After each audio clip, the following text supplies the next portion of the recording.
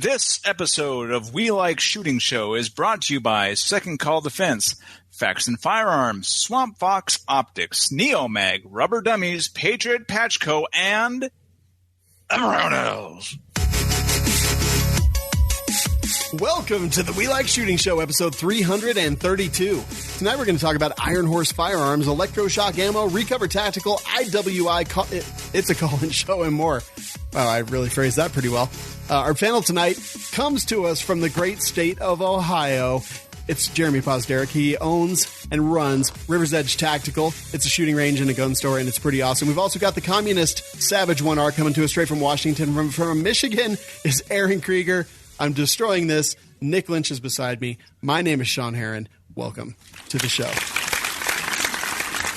I don't know what happened. Nick? Hey, Nick? Aaron? Is that a new hat? No. Oh, thank God. Okay, good. What? Why thank God? Because I'd feel bad for him if he actually purchased that recently. I bought this. I brought this hat back from the Brownells Social Summit. Did you? Yeah. What does it say on it? Nick. Mm-hmm. It says Brownells. Does it? Yeah. Mm-hmm. I can't. It looks like it. I can't tell. It just looks like a white flat brimmed hat. It's not white. It's gray. Yeah. It's white on top. Front. No, it's gray. It's the lighting. It's gray. like lighting is acid terrible. washed. It's gray, and then it's dark blue. Oh, well, that hat is cool. The one you're wearing is not. Jerambe, you shaved your face. Mm-hmm. What happened? You should have seen the mustache I had last night. Why didn't you send us a picture? I have a picture. I want to see it. Guys, Ryan's back. He said he's the one that was like, I've never seen this before. And then after the show, he's like, I watched the whole thing. It didn't suck. And he's back. Welcome. Welcome back. That's all it takes. That's all it takes. Anyway, Jerambe, did you lose a bet? No, it was a joke. I've been watching a lot of Magnum PI, so I told my wife I was going to shave into a Magnum PI mustache, and I did. Were you watching the new Magnum or the old one? No, the old Magnum. And Tom Selleck, man, all the way. That's and awesome. and yeah, I look like I'm 12. He looks like Master Blaster with the helmet off, says Eugene. Ethan, Jerambe was replaced by Savage's head.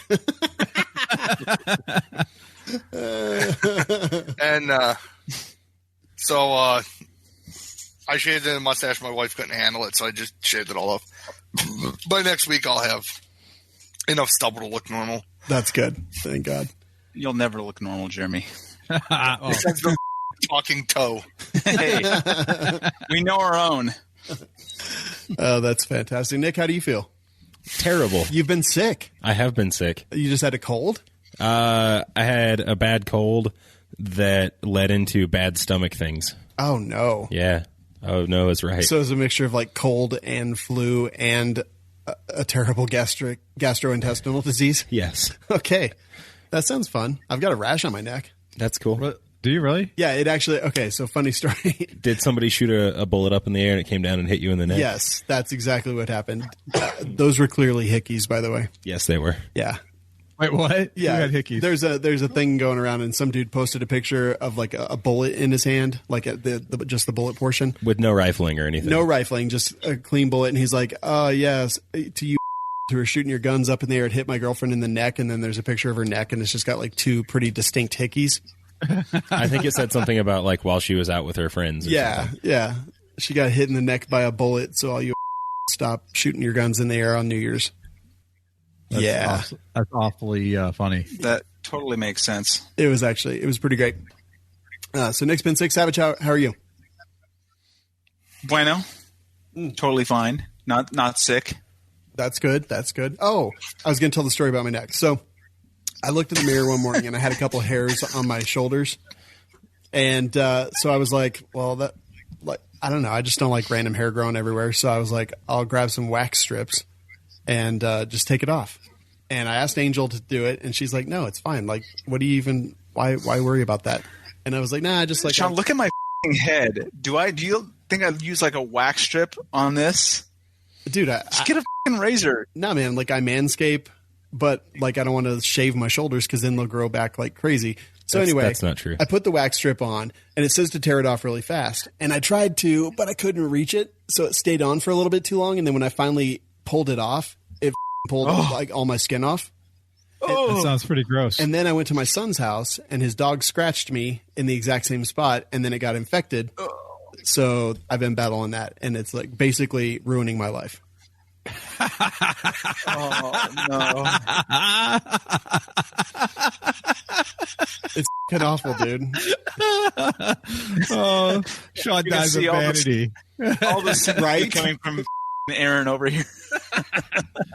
That's awful, Because you Shawn. can find his sympathy between syphilis. No, I was not looking for sympathy with this crew. Trust me on that. But, dude, it's like it got kind of bad. It's getting kind of better, but man, like I can't sleep. It hurts 24 hours a day. It's,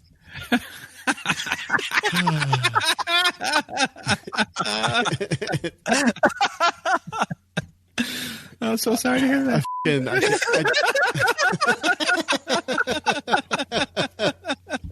oh God, it's so bad. Okay, I'm okay. You should just like, I don't know. Yeah, why didn't you just shave it? I don't know. Because it doesn't grow back thicker. In That's not true. retrospect, it would have been a great idea, but I was like, oh, waxing seems like it'll be useful. And they're just like, you don't actually put the hot wax. It's just like a strip, and it's like super adhesive. It's like a chest seal. And It dude, was like Mads. but literally it pulled off like so many layers of skin that I could literally see the layers of skin on the strip when I pulled it off. And I was like, oh, what? Oh,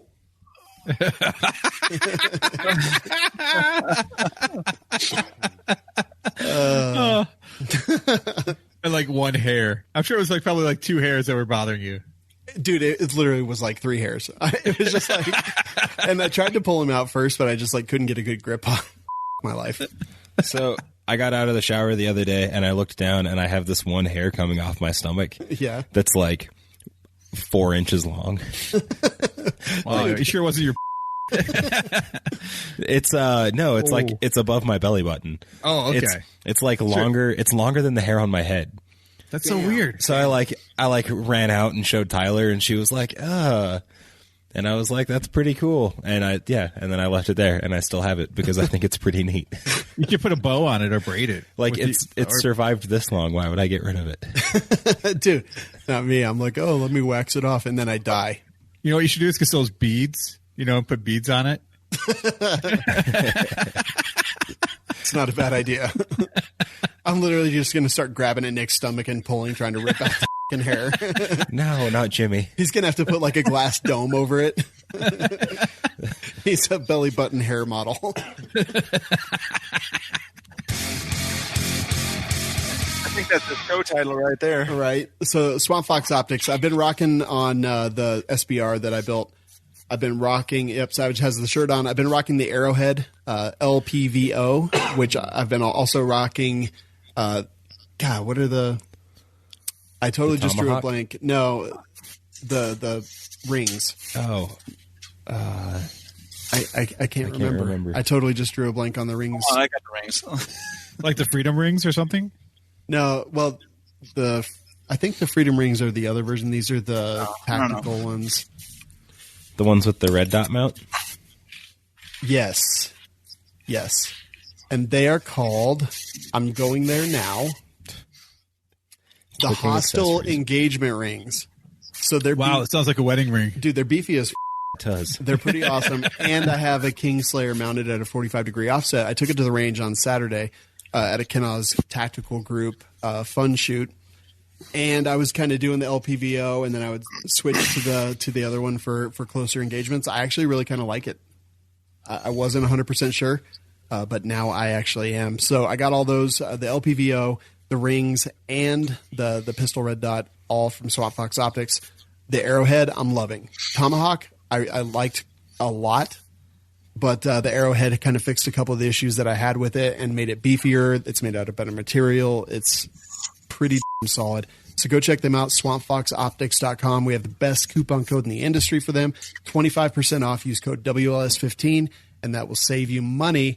I guess at this point, we'll just, since I'm already drinking and everything's going haywire already, we have a drinking game. So anytime that I say basically so nice, dang, it's not even in here anymore. Or interrupt somebody. It's not even in here anymore. You know what? No more drinking game. Drinking game is gone. Yeah, it's gone. Took it out because we don't want to promote our alcoholism. No, what? Why? I don't know. I want to. No, it's cool. Do Okay. it. You know what? I'm just gonna wing it.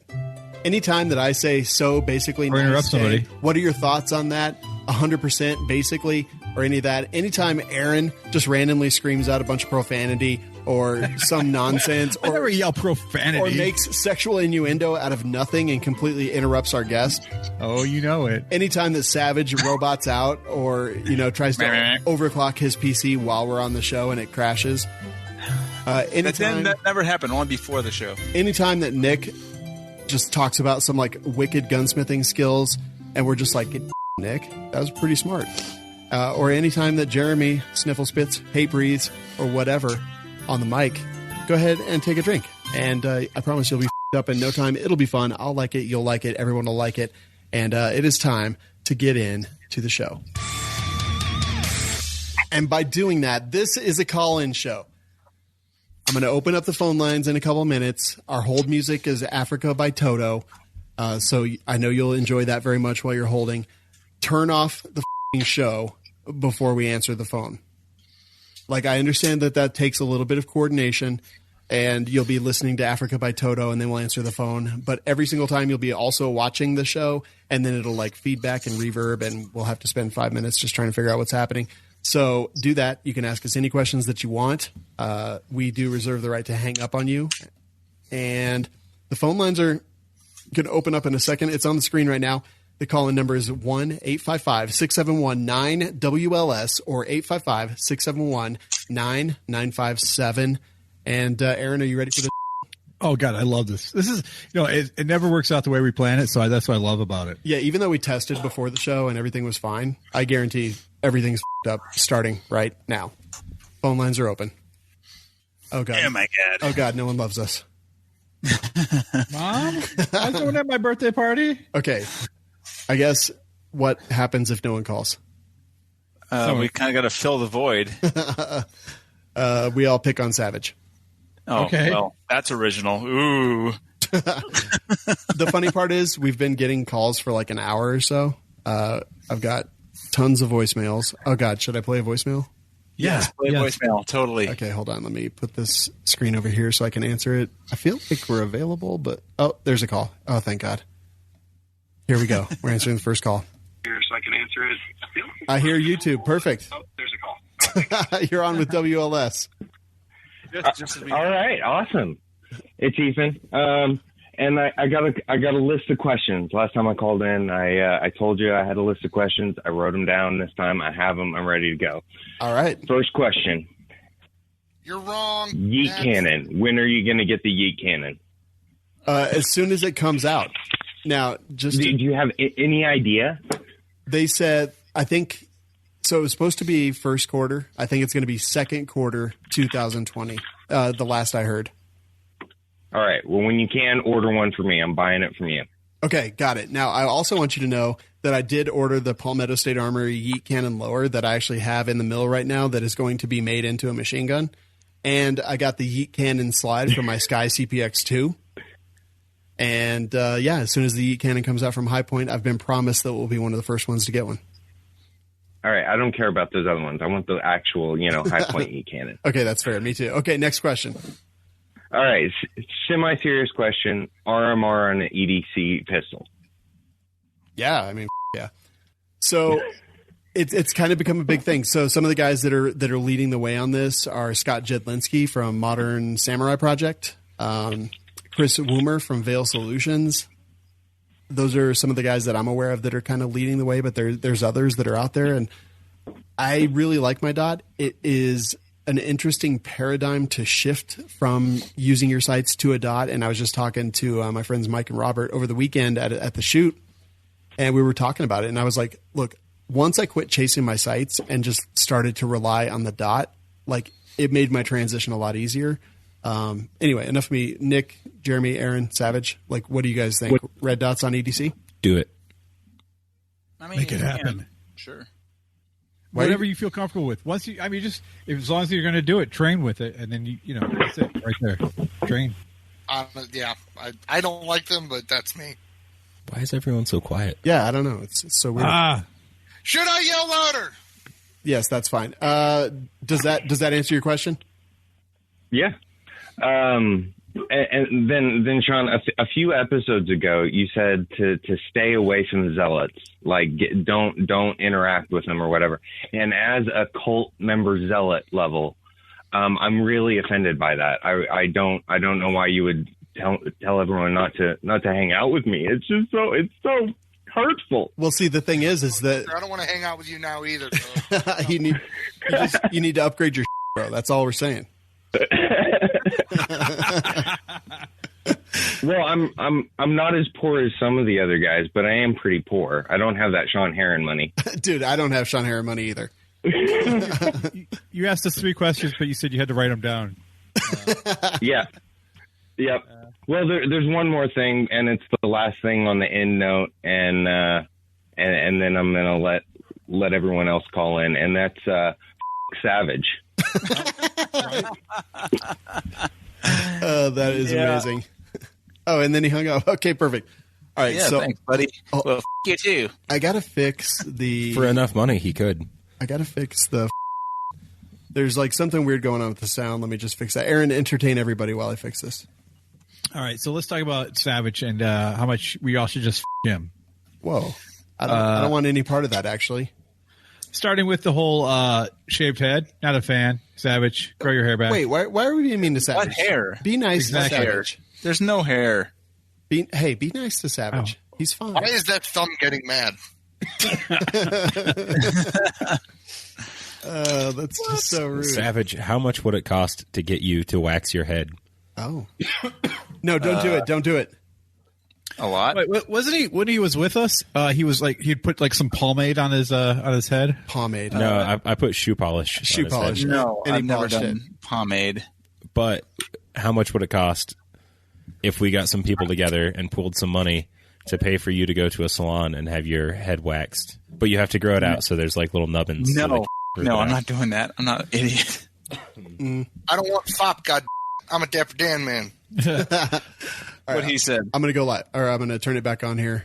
Hopefully people that are in hold queue. This is everything's broken. Call from, okay, here we go. You're on with We Like Shooting. Who's this? Can you hear me? I can hear you through his Hello. speaker.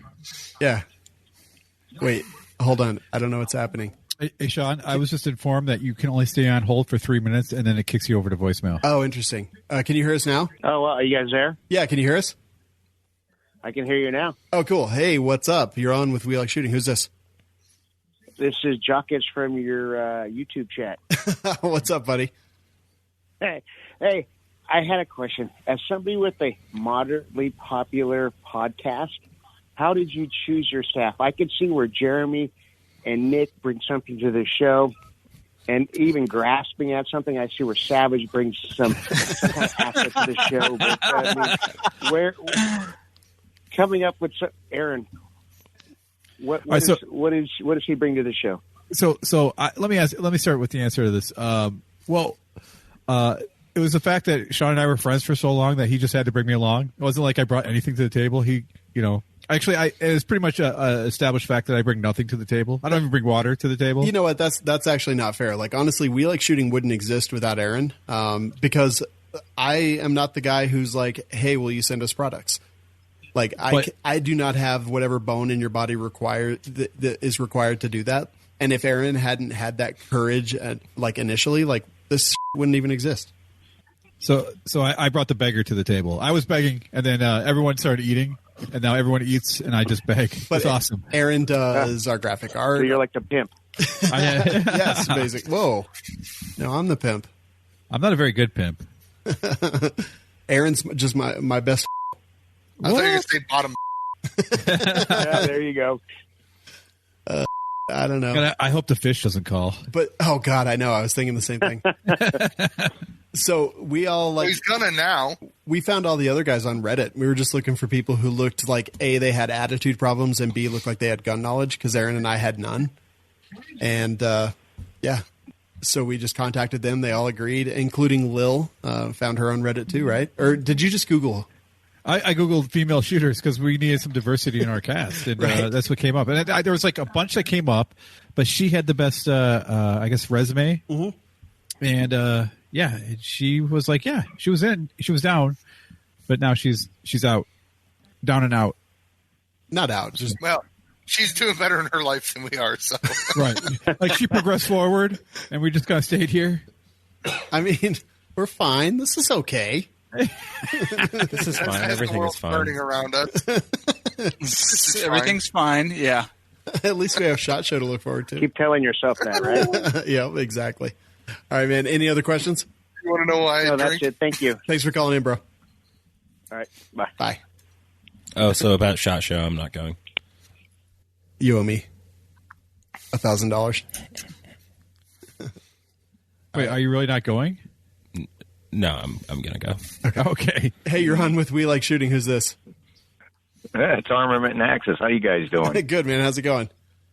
For one, okay, I see you're drinking Blue Solo Cup and other things. I want to know, because I always say cheers. You know, what you got the Jim Beam over there, don't you? You're going to show it, aren't you? No. Anyway, hey, it was what do you got? I got it's a Don Q Gold Rum for my Secret Santa in our cult group this year.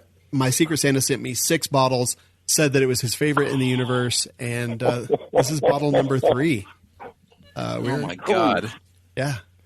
Free liquor. Woo! Well, yeah, that's one of the best. best parts about We Like Shooting is we get a lot of free liquor. Hey, you know, it's funny because you were holding that up and the green screen was kind of half. Hold it over your shoulder. It was weird. Let's see. It was weird. Anyway, no, it was good meeting you guys at NRA. That was cool. The other thing I'm going to say is I don't know why the heck people hate Savage so much. What's that all about? I don't get it. I don't find him offensive. Whatever, Savage hate, whatever. And the other thing is Jeremy, you live 40 miles away from me. If I show up at your store, am I going to find you playing on your phone, playing a video game? I'm just curious. No, just pointing a gun at you if I know who you are. Okay, that's also true. Weird. You look weird after you shave, brother. It's like, who's that guy? Who's that guy? And it's cool to see things on your shelves finally. So anyway, it's like a that's really about big it, kid. man. I just calling in to say, love you guys. Here all the time, man. Thanks, brother. Appreciate it, man. Nice. Peace. I'm gonna throw that bottle opener and see if I can get it to stick in it. Just walk in butt first, A&A. Oh no.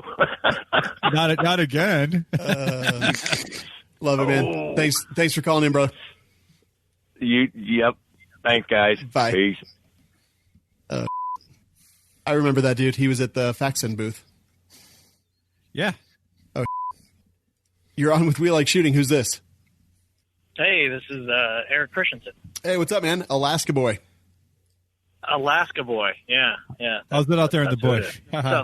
I called in so you guys could ask me questions. No. Okay. So we could ask you questions. Okay. You ever got raped by a bear? What's it like to not be smart we've enough to killed get the out of four in our Alaska? yard since we've lived up here. That's cool. Polar bears or what? Yeah. No, 3 brown bears / grizzlies and 1 black bear. Now, the question I have is, did you meet your wife in Alaska, or did you take just an everyday American to Alaska? No, my wife and I are both from Wyoming. Okay, all right, that makes sense. Because I was like, people who are born in Alaska don't know that their life sucks. It's just like, but when you take someone from the country to Alaska, I feel like that's a real move. Do you get some of that sweet Alaskan oil money? Well, it took a lot of money, but she accepted it. So That's it good. worked. That's good. Aaron, what was your question? No, Do you get some of that sweet Alaskan oil money now that you live in Alaska? I actually do work in the oil industry. I didn't come up here working in the oil industry. My degree is actually in the medical field, but the oil industry pays better, so that's where I'm at now. Mm-hmm. Yeah. Well, nurses don't really make a lot of money, especially male nurses. I've heard some great things about Alaska. When you're good at nursing, I mean, you might as well, right? I think you guys can go along believing that it's so that nobody will move there. Just keep propagating that. Actually, I will say, and that's exactly it. I like people not liking Alaska. It keeps the population down. Dude, Alaska is a bucket list trip for me. I am going to go there in the next 5 years. I'm saying I'm right just now. not going to go there in the winter. Isn't it always winter there? I mean, why go there then? Like, no. we have the greenest summers in the country. So, Eric, I used to work with a guy with the same first and last name as you. He was about Jeremy's size, about 6'6", 6'7". One of the angriest people I've ever met. Hated his wife. Had a bunch of kids that he also didn't care for very much. And the last time I saw him, he was working security in a hospital. And I believe he ended up beating the shit out of somebody and facing some charges. That's not you, is it? No. Unless I've lost 8 inches off of my height and probably a considerable amount of weight compared to the other guy. But no, as of right now, I haven't beaten my wife or children. So now the dog is a different story. As of now. Give him time. Right. We have faith in you. I just assume that if you live in Alaska, it's like that Kurt Russell movie. What was that Escape movie? from New York? No, not that one. The Thing. Are you talking about Steven Seagal? Thing. Maybe. Oh, no, that The was Thing. Antarctica. Yeah, I know, but I just assumed that it was in Alaska. Well, all right. Can you that see one I Russia don't. from your house? Yeah. What's that? Can you see Russia from your house? Yeah, of course. No. Tina Fey can. Sarah Palin. What about casinos? You guys have casinos out there? Do we have casinos? No, Yeah. no casinos. The Inuits couldn't figure out. Lots of drinking, but no casinos. So. Yeah, I used to watch like stories of the Alaskan Highway Patrol, and all it was like drunken people everywhere.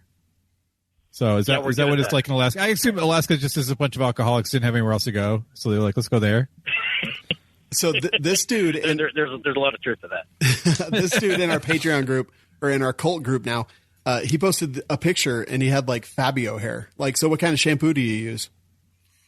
I just use the Kirkland brand. I mean, I got 5 kids, and out of the 5 kids, we all have 5 kids and my wife, and all of us have long hair. So nice. All right, I do have a legitimate question.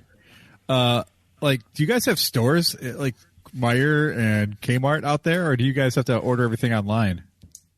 Or do you like fly into Juneau? We order a lot get online, but where I live, I'm 250 miles from Walmart and Fred Meyer. Oh, so that's what I was wondering. 300 Like, miles do you guys, from Costco. So I have a friend who lives in Alaska, and he flies into Juneau like once a month or so, and they get all the groceries for the month, and then they fly back home. that sucks. You're supposed to make it sound that's pretty bad. common. Yeah. Wait. Do they have like igloo dealers, or do you have to build your own? Igloos on wheels, man. That's the way we roll up here. They sell kit We're pretty glues. modern. You order them from a Sears catalog. The ice blocks show up. You assemble it yourself. Oh, that's a great idea. That sounds wonderful. Actually, Some assembly required, and the summer days are just hell on trying to keep your bed from. It's nice if you wet the bed, because in the summertime you can always blame the ice. That's wonderful. Okay, how many old people have you seen floating out on the ice? Like when they're getting rid of the old people, What? they put them out on ice floes. I'm taking Aaron to Alaska next month. Well, come on by. I have a little boat, and we can go have an accident. No, yay! The idea gave me an accident in my pants. Yeah, I'm fine. I had an accident earlier today. I'm scared. That's awesome. All right, man. Do you have any questions for us? Oh yeah, of course. I do have a couple questions for you. So one of them was I recently picked up by accident. I bid on what I figure would be a stupid gun, but I'm actually kind of impressed by it so far. A TC compass, Thompson Center compass, and I haven't heard you guys talk about it. I haven't seen much about it online, but I wonder if you guys had any thoughts on the Thompson Center compass. Actually, let's see. I don't know much about it. I don't either. It's a $200 rifle you can pick up, and it's, like I said, super cheap, but it's Thompson Center, and I picked it up in 6.5 Creedmoor because it was, like I said, $200 off a gun broker. Most of the Thompson, couldn't go wrong, brand new. The Thompson Center stuff, it's not super popular. It doesn't seem like you don't see a whole lot of it. But the small amount of experience I've had with some of it has been pretty good. Yeah. I've heard a couple good things. I don't know much, but I've heard people saying that they liked them, but that's just pretty anecdotal. Okay, cool. Next question. You guys do, whenever you bring it up, you guys talk about CZs, and everyone likes CZs, but nobody owns CZs. Why doesn't anyone own any CZs on the group? I was just thinking about this weekend, and I actually do. I have a Scorpion Evo, but Jerambe just got one too. I own a CZ 97 that's right, you got that 97B. BD. Yeah. You got that D because he likes the D. Gotta get that D in there. Gotta get that D cocker. It's got a D. Nice. Yeah. Exactly. That's what it stands for. The B is a firing pin block, and the D is for the D cocker. So that makes sense. Yeah, so I love CZs. Now been decocked. They're just expensive, man. they really are. Expensive. Some of them are, not all of them. The ones I want are. Not all of them. Yeah, the ones I want are. Like, I don't want some poor. Yeah. All right. Well, the last question I have is I've got a couple of CZ rifles, one in 22-250 and the other is in 223. And they both have really, really slow rifling twists on them. The 22-250 has a 1 in 14, I believe, and the 223, I think, is a 1 in 12. And so both of those seem awfully slow for bullets more than 55 grains. But oddly enough, you throw almost anything in these things, and they tend to be just super accurate. But well, you got to remember what the speed is on a 22-250. What's that? You said you got to think about what the velocity is on a 22-250. Correct, and that's where I was wondering a little bit about the science of it. Is why is it that you can have such a slow twist yet? You know, you can shoot a 62 or heavier grain bullet out of there, and you still don't. At least with mine, I haven't noticed any accuracy issues. If you put a heavier bullet in that 22-250, you'd start seeing opening up of your group. Well, and that's what I expected, but I haven't. You know, I don't have the exact numbers sitting right here in front of me. It's wintertime and we have 4 feet of snow on the ground, so it's been a day or two since I had them out. But yeah, it's weird. It's like the groups don't open up, and I don't know. It seems like some sort of weird magic behind it, and I don't know if there's something that I read one time that if you use boat tail bullets, that somehow the actual distance that the bullet impacts the land as it travels down the barrel can have an impact on the stabilization of the bullet more so than the grain weight. And I'm not sure if that's true or if you guys had heard that before. I couldn't find anything to really back it up scientifically, but maybe this is a Nick question. Weight doesn't actually have anything to do with twist rate. The reason we talk about bullet weight, what actually matters is the bullet length, what is contacting the rifling. The reason we talk about bullet weight is because, typically speaking, the way that you add mass to a bullet is to make it bigger, right? And if you've got like a 223 or a 22-250, right, you can't make it wider, so you make it longer. So most of the time, a heavier bullet is going to be a longer bullet, which is what will affect the twist rate. It's just easier to talk about bullet weight than it is to talk about length, because that stuff isn't typically as quick to spot, or may not even be on a box of on a box of ammunition. By the way, drink. Nick just triggered me. And I always heard twist rate had to do with velocity, which it's heavier bullets are going to go slower, generally speaking, than a lighter bullet. Let's see. I believe there are calculators online. Like right now, I just pulled up the Burger Bullets one. I believe it's velocity and bullet length. Those make the biggest impact. So yeah, as the slower the bullet travels, you got to spin that sucker a little bit faster, or so the common knowledge goes. I'm just curious as to why. Well, and light bullets you can actually spin too. A light bullet you can actually spin too fast, and it'll come apart midair. Saw that. I've seen that actually. Yeah. Yeah, because the 1 in 14 or 1 in 12, even that is spinning at something around the 200,000 RPM or something like that.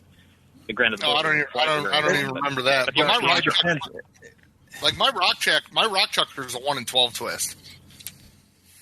Right, but it's moving. And what was the caliber on that one? I forget. It's a 6 millimeter, caliber bullet you're shooting out of that? 6 mil, 243. Okay, 243. All right. Awesome. All right, Eric, I'm going to clear up the phone lines, man. Thanks for calling in, and enjoy that snow. Oh, we'll do. Hey, thanks, guys. Have a great night. You too, buddy. You too, bud. All Hi, right. Derry. We're doing. Derry. How are you now? How are you now? Good, and you? Hey, you're on with We Like Shooting. Who's this? This is the Pew Pew Jew. What's up, Yehuda? Oh, wow. Yehuda. What is going on, fellas? Not much, man. How you doing? Good. My wife is went to girls' night, and I figured I'd get into trouble with you guys. That's awesome, man. So what's Girls' new? night. I'm curious Nothing. about Just the really girls' just night thing. I saw that you guys had a call, and I figured, hey, what the hell? Why not? It'd be fun to just hop on, say hi. Nothing really in particular. Just I mean, I had this sudden urge to listen to Toto for about 15 minutes, so I figured I'd call. Well, it so turns out that we will solve that for you. Well, you did already. I think I was more excited. I just got to hear Toto on repeat. I'm probably going to get sued for that at some point, but whatever. So are you going to SHOT Show? I am so stoked for SHOT Show. I know Shawn posted something about he takes the badge out and then he gets excited. For me, I mean, this will be my third SHOT Show, but I'm all in. I absolutely love every minute of SHOT Show, the hustle bustle. I mean, you have to remember, I live in the Orthodox Jewish community, and my only real interaction with tohe folk is digital. So Yes. for me to actually go and hang out with like-minded individuals and people who I can call friends, man, that's I love it. Hey, here's a question. Yeah, Why do Jews vote Democrat when Democrats hate them?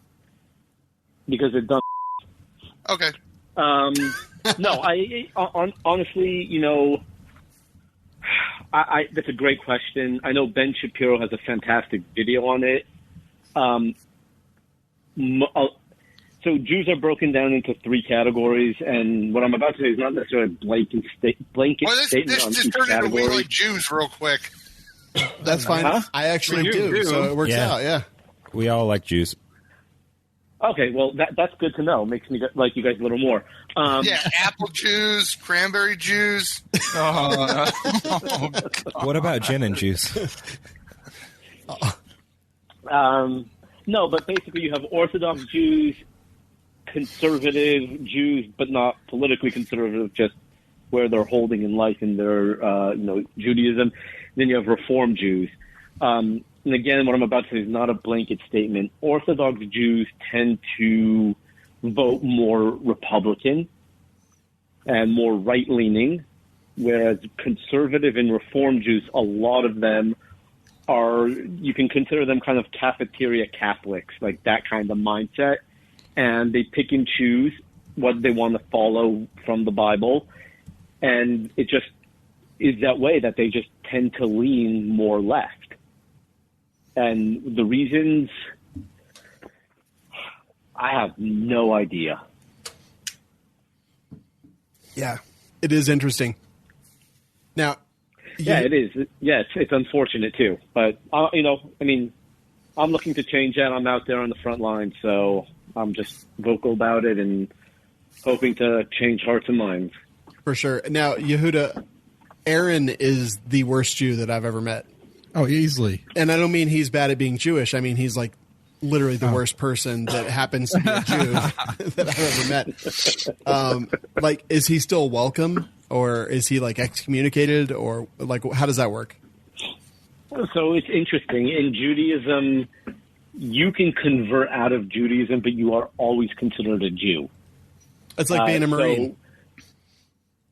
I'm sorry? It's like being a Marine. or in the mafia, they just keep pulling me back in. No, but that's exactly what it is. So,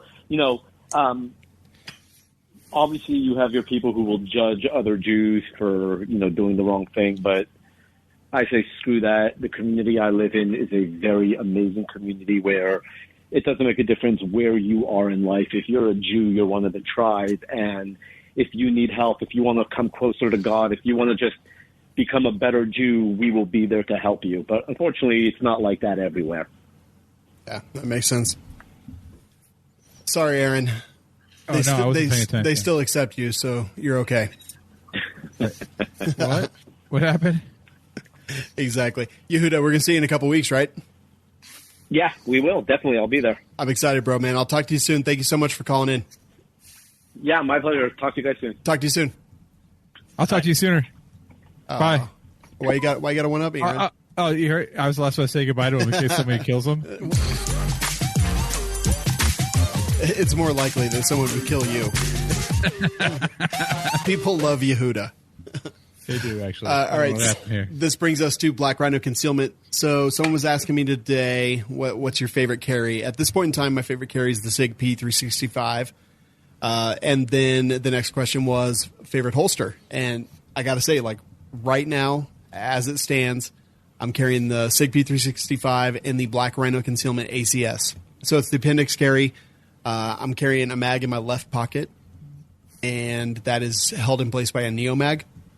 But that ACS, dude, it's so small, and with the freaking the 365 and that size, and then the ACS and like how tiny that is, like it makes carrying. I actually spent 3 minutes earlier today. I was sitting there and I was typing, and I was like, "Where's my gun?" And then I was like, "What the?" So I'm looking at my desk, and I'm like moving all over my desk. And then I was like, what the did I do with it? So I start retracing my steps. I was like, it's been in my pants all day. And then I realized it was actually in my pants. So weird. Dude, it's the worst story ever. I'm not going to lie. I'm not going to lie either, but it was just so weird because I had like this moment of panic where I couldn't find my gun. But yeah, no, it was exactly where it should have been in my belt. And so, yeah. So now we've learned that I waxed my neck and almost killed myself. And that I thought I lost my gun, but it just happened to be where my should have been.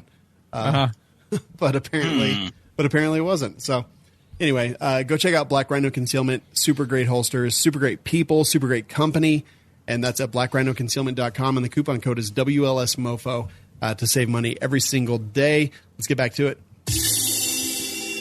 Opening up the call-in lines. Here we go. And now we're waiting, and we're waiting, and we're waiting. Aaron, I'm so glad we tested this earlier. Right? Yeah.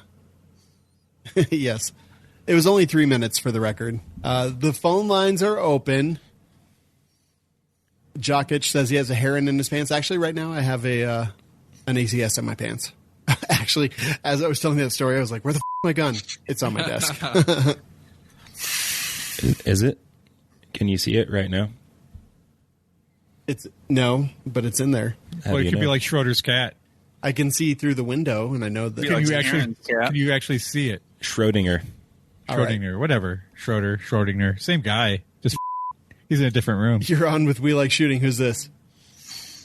Aaron is so rude. He interrupted you, right? Before I even said hello. Shut up. God, it's like preempting a freaking interruption. Exactly. Hello, how are you? All right, don't tell us who this is. So I see the area code. I'm going to Google that, and then I'm going to see if I can guess who this is. Let me see. Don't Google it. No. I'm calling from a secret location. Read his phone number out and see if anybody recognizes it. It's a cat house. Well, I'm not going to say. So who is this?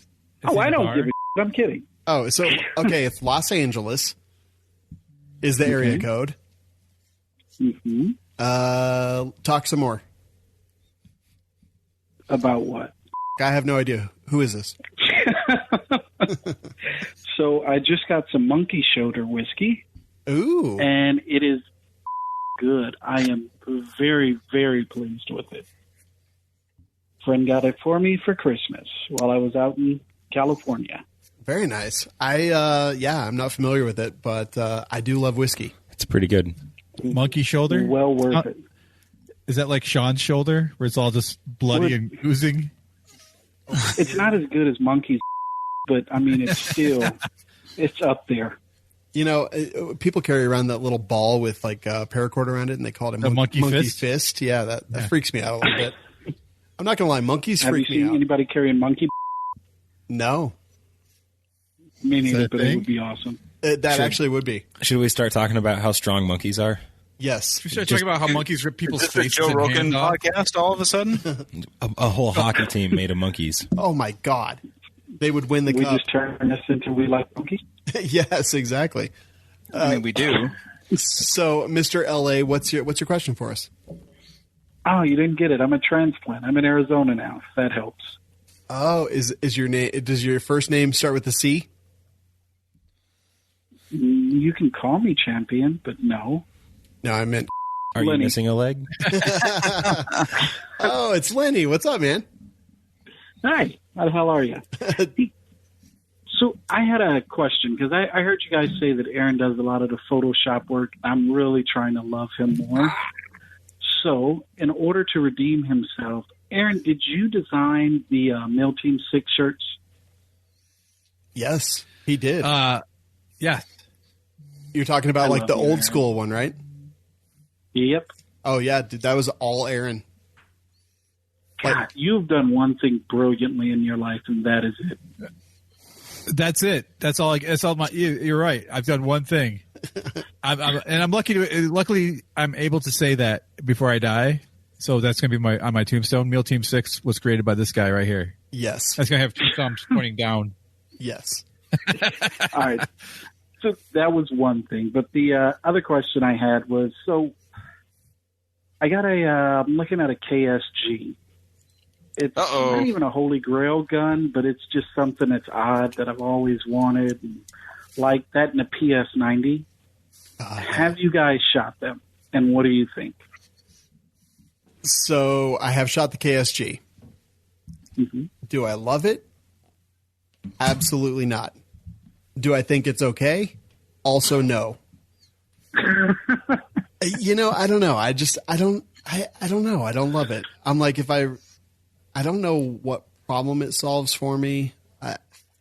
I think maybe I'm the wrong person to ask. I am not a huge Kel-Tec fan.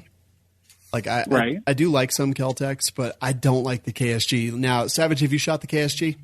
I have not. Aaron, you have. Yes. What'd you think? It was so amazing. I don't even remember doing it. I know I've shot it, but it's just like that memorable. Mm-hmm. Yeah, that's about the extent of it. Jeremy, Like, okay. What do you think of the KSG? Bullpups suck. So for me, the KSG, it seemed a little bit clunky kind of when I was using it. And if you have one of the older versions, like you have to be real super careful to make sure your hand doesn't slip off the pump. Because it's like super close to the muzzle. And there was one case that I know of where the dude like racked it back, pumped it, pulled it forward, hand went in front of the muzzle, trigger got pulled, and now he's known as Frodo of the like four fingers. So that's the thing. Then they kind of fixed that by putting like a little nub out on the end. And again, like that's not necessarily the company's Are we fault. talking about that guy's hand? Yes. I fixed it by putting a little nub out on the end. Yes. So I don't know. Like I am just not. But now the PS90, like, yeah, it's fun. It's different. It's expensive to feed. It's awkward to hold. Yes, but also cool as It's got a weird ass magazine. It's amazing. Yeah. Like a P90 is one of my grail guns, actually. But a PS90, I kind of would. Dude, I shot an FN 5.7 over the weekend. Oh, the pistol? Yeah, and I was like, what the because he handed it to me. I didn't actually even know what it was. He's like, shoot this. So I, just like got in my normal stance, pulled the trigger, and like basically a bullet came out and there was a little bit of smoke and kind of a loud noise. But that was pretty much all that happened. So, yeah, the PS90, I do really want one of those. It's not one of the things that I will buy like soon. It's down the ways list on the priority list. But yes, I want one. I also want the Calico. I want the Calico more, but I do want a PS90. Oh, the Calico is beautiful. Yeah. So what do you think about the Ruger 5.7 or 57 or whatever they want to call it, the Heinz Ruger? Jeremy, what do you think of that? I think it's an economical version for people that want a 5.7 but want to spend a third the price of what a FN costs. Yeah. Of course. I think it's going to make the 5.7 round a lot more ubiquitous if they sell a bunch of them, because then the round will be more in demand. The price will come down. The availability will go up. But it's going to be opposite that for a little while. The price is going to go up and the availability is going to go down. But once people I don't think the price is going to go up at all. It will, because more people are going to want it, and we have a limited supply. There's going to be higher demand, lower supply, so the price is going to go up. And eventually, companies are going to realize, ammo companies. That's the thing, though. There's not a short supply of it. Guys just don't stock it because a lot of people don't buy it. So you're saying the factories are just making buttloads of it and sitting on it? Well, they're not making buttloads of it. I mean, it's not 9mm. They're not making millions of it a day, but they're not. I mean, it's not like it's hard to buy. I can buy it whenever the hell I want. Do it right now. Right this very second. Yeah. Do it. How Right. dare you? Buy some. Dude, buy it or you're poor. Yeah. Right. Don't be a I mean, okay, I'll go down to my store where I have like 50 boxes on the shelf and just grab one tomorrow. Only 50. It's because no one buys it. Wait, you have 50 boxes of 5.7? Probably close to that. But when the last time I was down there, you didn't have any 6.5 Creedmoor? Go yourself. I got maybe 10 boxes of 6.5 down there now. 6.5's not real popular in my area. But you still have some, which is pretty fucking awesome. You can't deer hunt with it, so like I don't have a lot. The only reason I got 30-06 is because of people with Garands that come to the range. You can't deer hunt in Colorado with 5.7 because we have a minimum diameter, which is so we can't hunt with 2.23 either. I think it's 2.24 is the minimum diameter that we can hunt with here in Colorado. But Jerambe can only hunt with straight wall cartridges. Straight wall 357 or larger. Yeah. So is that the reason 22-250 exists? Because you can't hunt certain places with 223? 22-250 is also a 22. but it's a necked up round, so you couldn't hunt. You're saying straight wall? With 22-250 is a neck down cartridge. Right. Yeah, I'm sorry. So you can't hunt with 22-250 in Colorado? Well, yeah, you can't deer hunt with it. I could shoot squirrels with a 22-250. Right. I can't deer hunt with it. Yeah, 22-250. What's the diameter on that? Oh, what, the bullet? Yeah, it's a 224, I believe. Then I can. Okay. Even so a 223. I was trying to figure out if that's why it exists. 223 is actually a 224 caliber bullet, Sean. Oh, you're right. So maybe actually. A lot of places it's like a 25 caliber or like a 224 caliber for 243. It's been like 8 years since I took my hunter's education course. So big game requires at least a 2.4 caliber cartridge. There you go. But I cannot hunt with 2.23 here. Well, you can varmint hunt. Yeah, just not deer. Right. Deer. But like it's got to be straight wall where I live. And we can't have bigger than 5-round mags for hunting. We're only allowed 3 in the gun. Interesting. You can have as big of a magazine as you want. You're only allowed to put 3 rounds in it. Oh, that's so weird. Wait, so I see for Colorado, it's minimum bullet weight requirements are 70 grains for antelope, bear, and deer, and 85 grains for elk and moose. So you get home with a 223 and with a 77 grain bullet, right? Actually, yeah. I mean, yeah, I could. And I have a 223 that is dialed in for a 77 grain bullet. I'm going to go f*** up a deer. Hold on. There you go. It's destiny. In the sorry. So Team Boghart clearly knows more than me because I apparently don't know all. He says it's .243 in Colorado. Most states require like a 24 caliber for deer. But if you go down to like Texas, they deer hunt with AR-15s down there in 223 all the time because the deer aren't very big.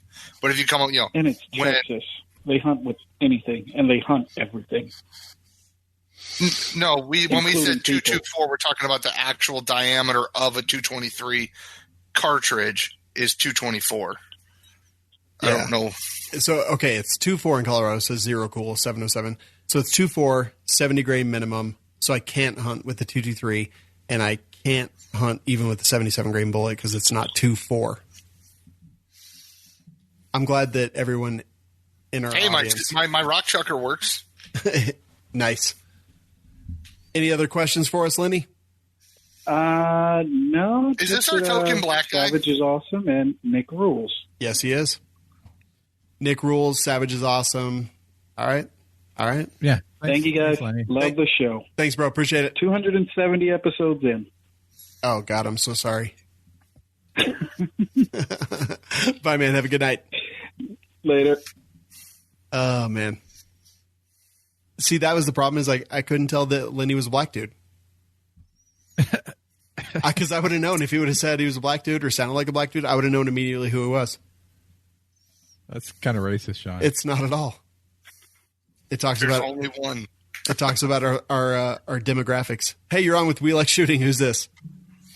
This is Catholic Gun Mills. How you doing, podcast pimp? Hey, what's up, man? How you doing? Pretty good. I got a couple questions. One, I'm going to be up in Ohio for a family vacation from Texas, and I was just wondering if Jeremy is still this coming summer. And I was wondering if Jeremy's still going to have his Vietnam special going. Oh yeah. Wait, what's that? Cool. I have the remember, M16. You want to tell him? Go ahead. No, you go ahead. It's your gun shop. You tell him. You tell him what it is and see if you're right. If I remember correctly, it's the AK full auto and an AR full auto. I can't remember if it was one mag or two mag though. Each. No, it's a mag of each for $80 instead of $100. Mm-hmm. Nice. I was thinking about taking my father-in-law there while we were in that area. That is fucking awesome. I actually try to convert him. I have seen that. That is very cool.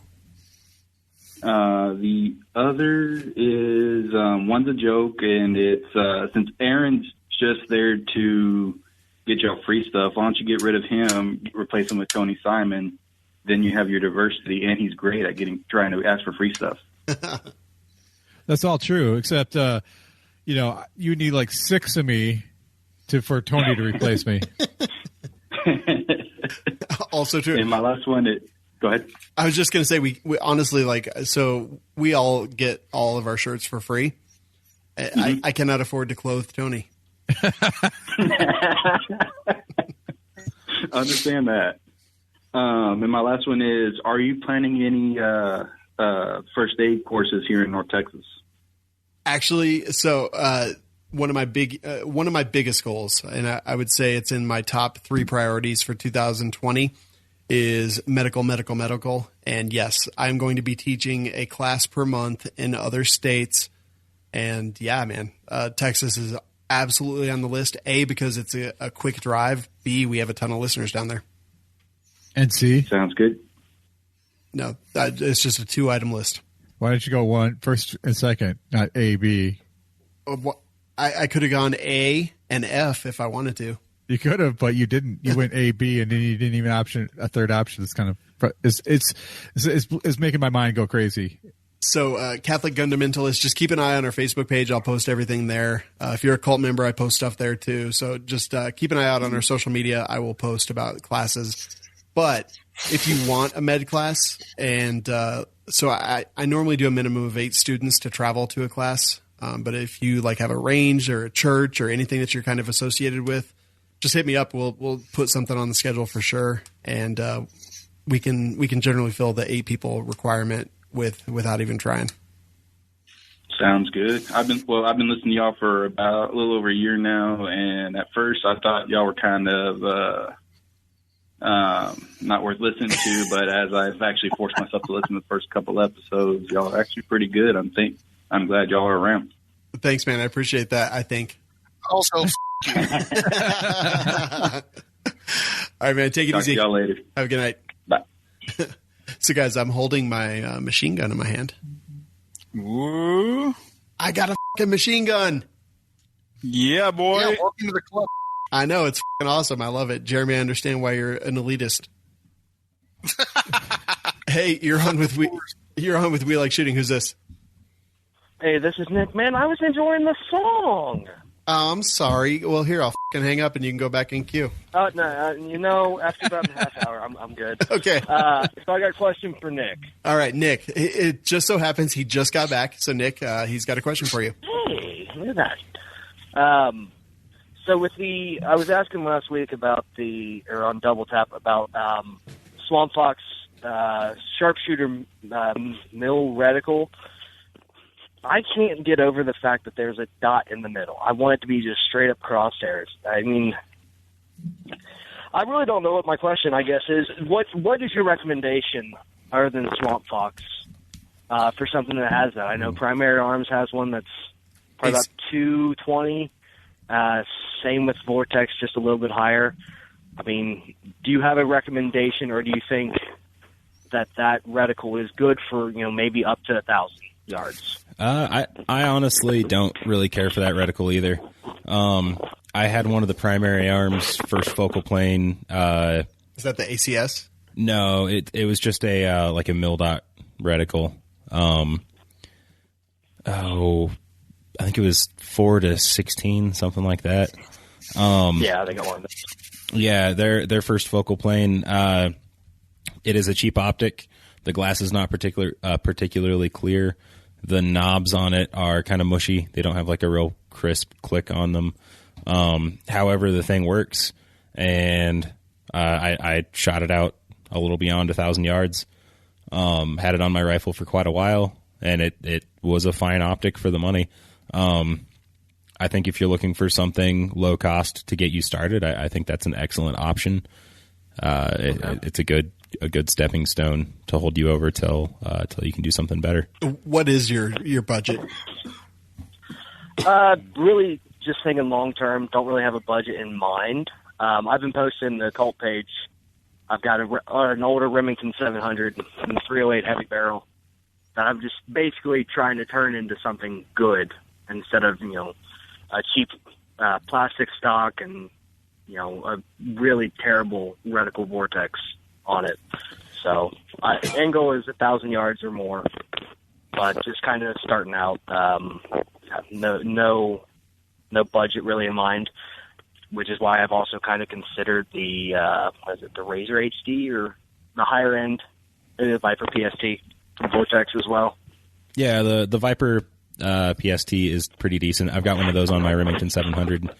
That is also an excellent optic in the $1,000 range. You might check out the the Burris XTR2, or are they on the 3 now? I can't remember. Yeah, the XTR series from Burris is also a pretty decent optic. Dude, my Burris MTAC, it was my first LPVO, and it's one of my favorite optics of all time. Really? I've never heard a lot of good things about Burris, but I guess it's just the cheaper stuff, though. Yeah, they do have a lot of lower end stuff. I got an old Burris on my Rock Chucker, and I got an MTAC on my M1A. Yeah. I really love the MTAC reticle with the fucking dots. It's so good, yeah.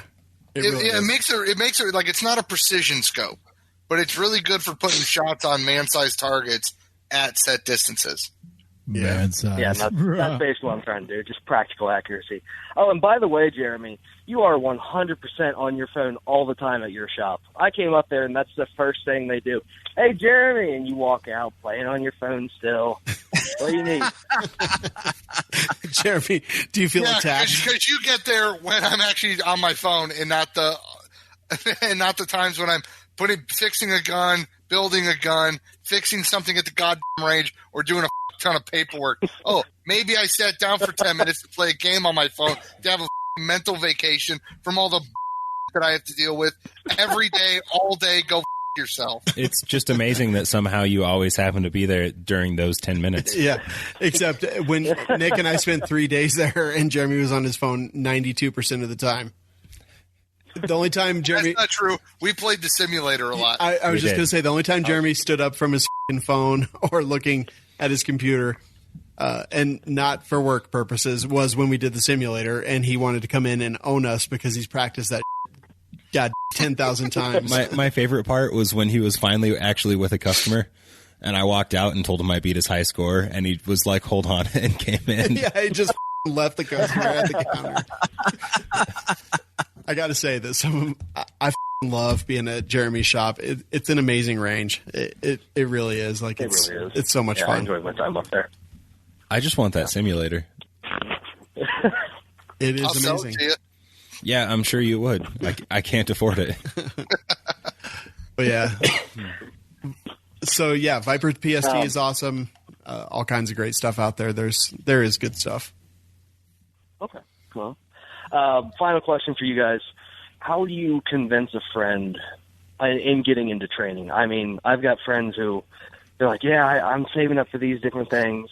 And I go out and I'm at a John Lovell course coming up, and I register for that, and like, oh, I'm saving up, can't afford it. But then they go out and buy $1,000 AK, but their primary platform they want to shoot is AR. I mean, I can't convince them of anything. How would you go about trying to convince them you need some training? So do you go to the range with them? Yes. And are you consistently better and more amazing shooter than they are? Yes. And shaming them by mocking them and their little pissant skills hasn't worked so far? When you have that big of an ego, no, it really doesn't. It's kind of crazy. See, what you got to do is you got to outshoot them with their own gun. To go to a medical class with me. So yeah, I don't know, man. Like I don't really hang out. It's tough. Like most of the guys that I hang out with, they understand that training is important. So I don't know. Aaron, Savage, Jeremy, Nick, do you guys have people like that? How do you convince them to go to training?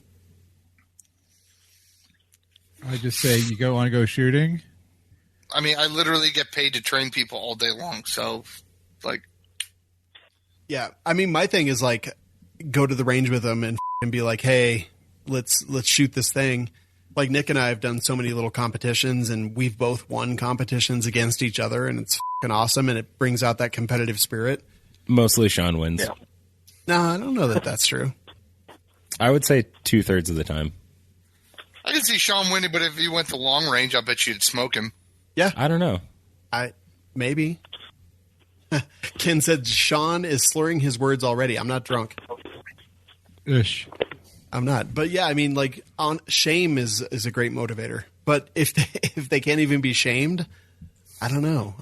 Just honestly, like, excel for yourself, train for yourself, get better for yourself, and maybe eventually when they realize that their skills are that maybe they'll get with the program and get out there and train. But you know, if they're not going to do it, if you can't convince them, if you can't talk to them about it, then just, you know, I'm not saying don't be friends with them. I'm just saying, like, go improve yourself, because ultimately we can't bring everyone with us. Tell them that they're not on your fucking Boogaloo team.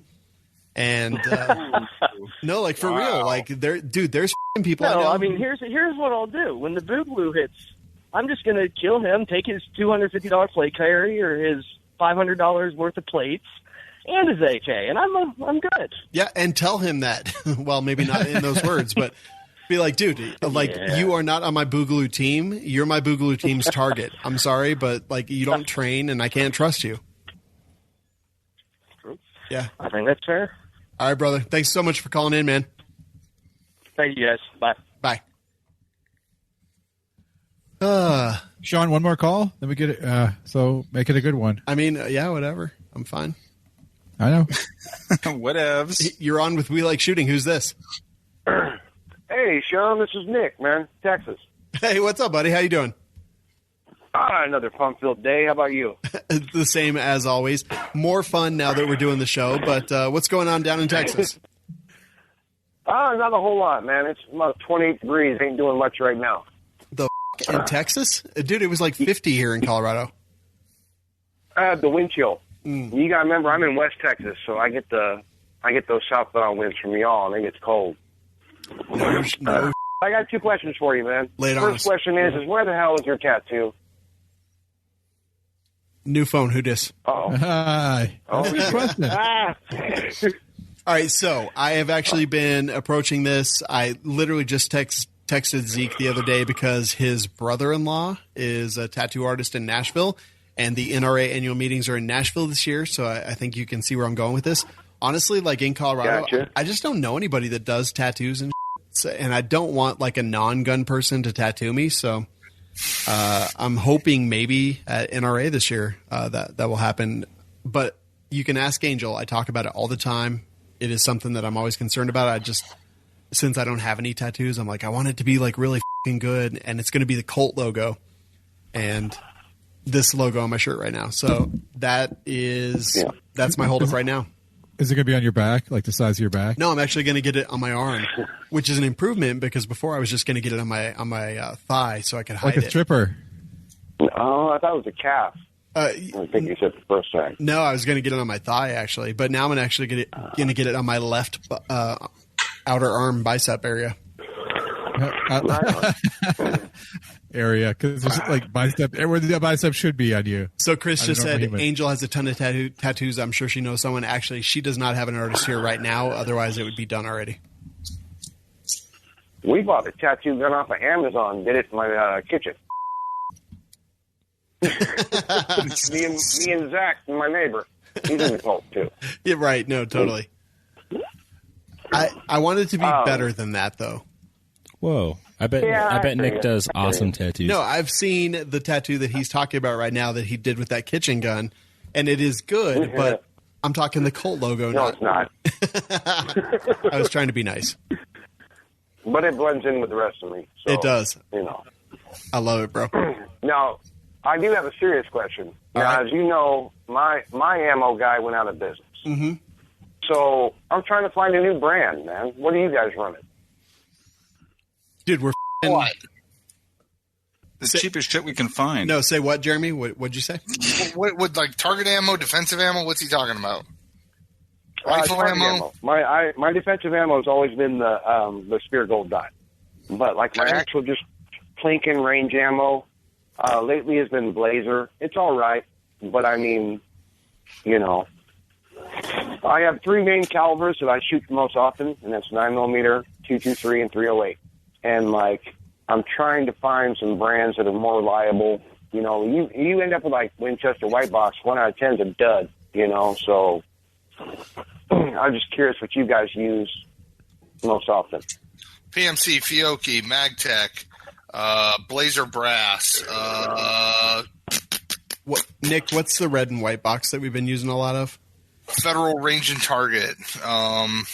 Is it? I think it is Federal, actually. We've been using a lot of Federal, a lot of Magtech, a lot of Fiocchi, and that's honestly just because it's on sale. Yeah. We have Target ammo, I don't stick to one brand. I just get whatever's there. Yeah, it is genuinely like when I need ammo, I look and see what Brownells has on sale, and then I order a case of what they have on sale. Now, when you shoot different brands of ammo like that, are you seeing variances in like your accuracy? Oh, yeah, for sure. Yay and blue. Absolutely. Yeah, so a lot of the guys in chat are saying S&B, Seller, and Benoit, or whatever it is. Seller, yay and blue. Okay, whatever. And yeah, they're fine. You have to be careful with them when you order 9mm because they have 9mm Browning, which is 380. Okay. And I know somebody who ordered a bunch of that and didn't pay attention. They were like, "Why isn't my gun cycling?" And I was like, "I don't know. Hold on, let me look at this." 9mm Browning Court. Yeah, and I was like, "Because you're shooting 380." And they were like, "What?" And I was like, "Yeah, you're f***ing stupid. Sorry." I had a guy do that at the range. He was like, "Man, this f***ing CZ won't goddamn cycle." Blah blah blah. I'm like, "Well, what caliber is it?" And he goes, "Oh, it's a 380." And I look at the slide and it says 9mm M. Makarov. I'm like, "You got a Makarov." So let's. Makarov takes its own round. Yeah. Well, yeah, a 9mm Makarov is a cartridge. Yeah. Yeah. Yeah. That was one of the first guns I ever shot. I can tell you this: that Nick and I bought a bunch of Winchester White Box 350 Legend. And when we did our review of that Ruger 350 Legend, it was like the worst fucking day ever because that shit is garbage. So I will tell you this, that I'm never going to buy Winchester White Box again. Ever. For any reason. It is honestly, like, I cannot get consistency out of it at all. We're going to use a lot. Someone asked about LAX ammo. I have limited experience with it. We have some here, but maybe 250 rounds. And I don't remember loving it or hating it. I just remember it being ammo. So, I think. Yeah, I've shot that. I've shot, was it Ventura ammo or something like that? They do remans. What's the one place that kind of blew up and then sucked? They did all the reloading. They're out of business. Who? That it was the company that like their SHOT Show booth was just closed. It's like free bullets.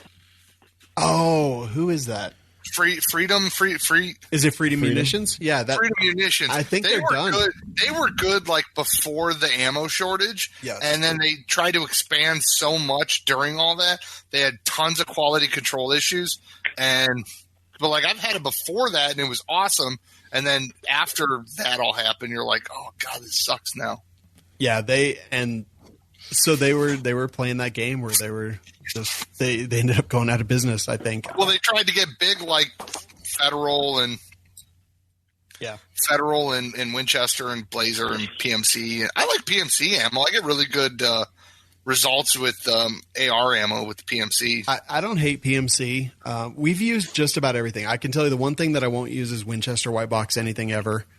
And not just the 350 Legend that we were having accuracy issues with, but like I have very specific behind the scenes experience. Nick was there as well, and we saw that got more guns in one day of filming than anything ever. And it was, I'm sorry, I'm not going to shoot it ever again. It was a huge mistake, but honestly, the SMB, the MagTech has been okay. The Federal, like all that stuff, and you'll find it on sale. On Brownells is generally where I buy my ammo, but there's AmmoSeek, AmmoBot, like all those websites where you can just kind of track and then see what is for sale. And even Wolf and Blazer Brass have been not too terrible. Like it's not great. And if I'm doing rifle ammo, I put a little more thought into it. But for pistol ammo, just about anything is going to work these days. Yeah, I won't go near that steel case stuff. Yeah, I mean, steel case is okay. It depends on what you get. It's not gonna be something you want to trust your life with, but like, yeah, practice with it. My bless your heart, Savage.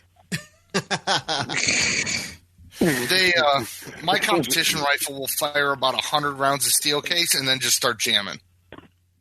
As soon as it gets hot, that steel case just won't go through it anymore. Well, that's for the stuff that has so some of the steel case has the lacquer on it, which actually gums up your action.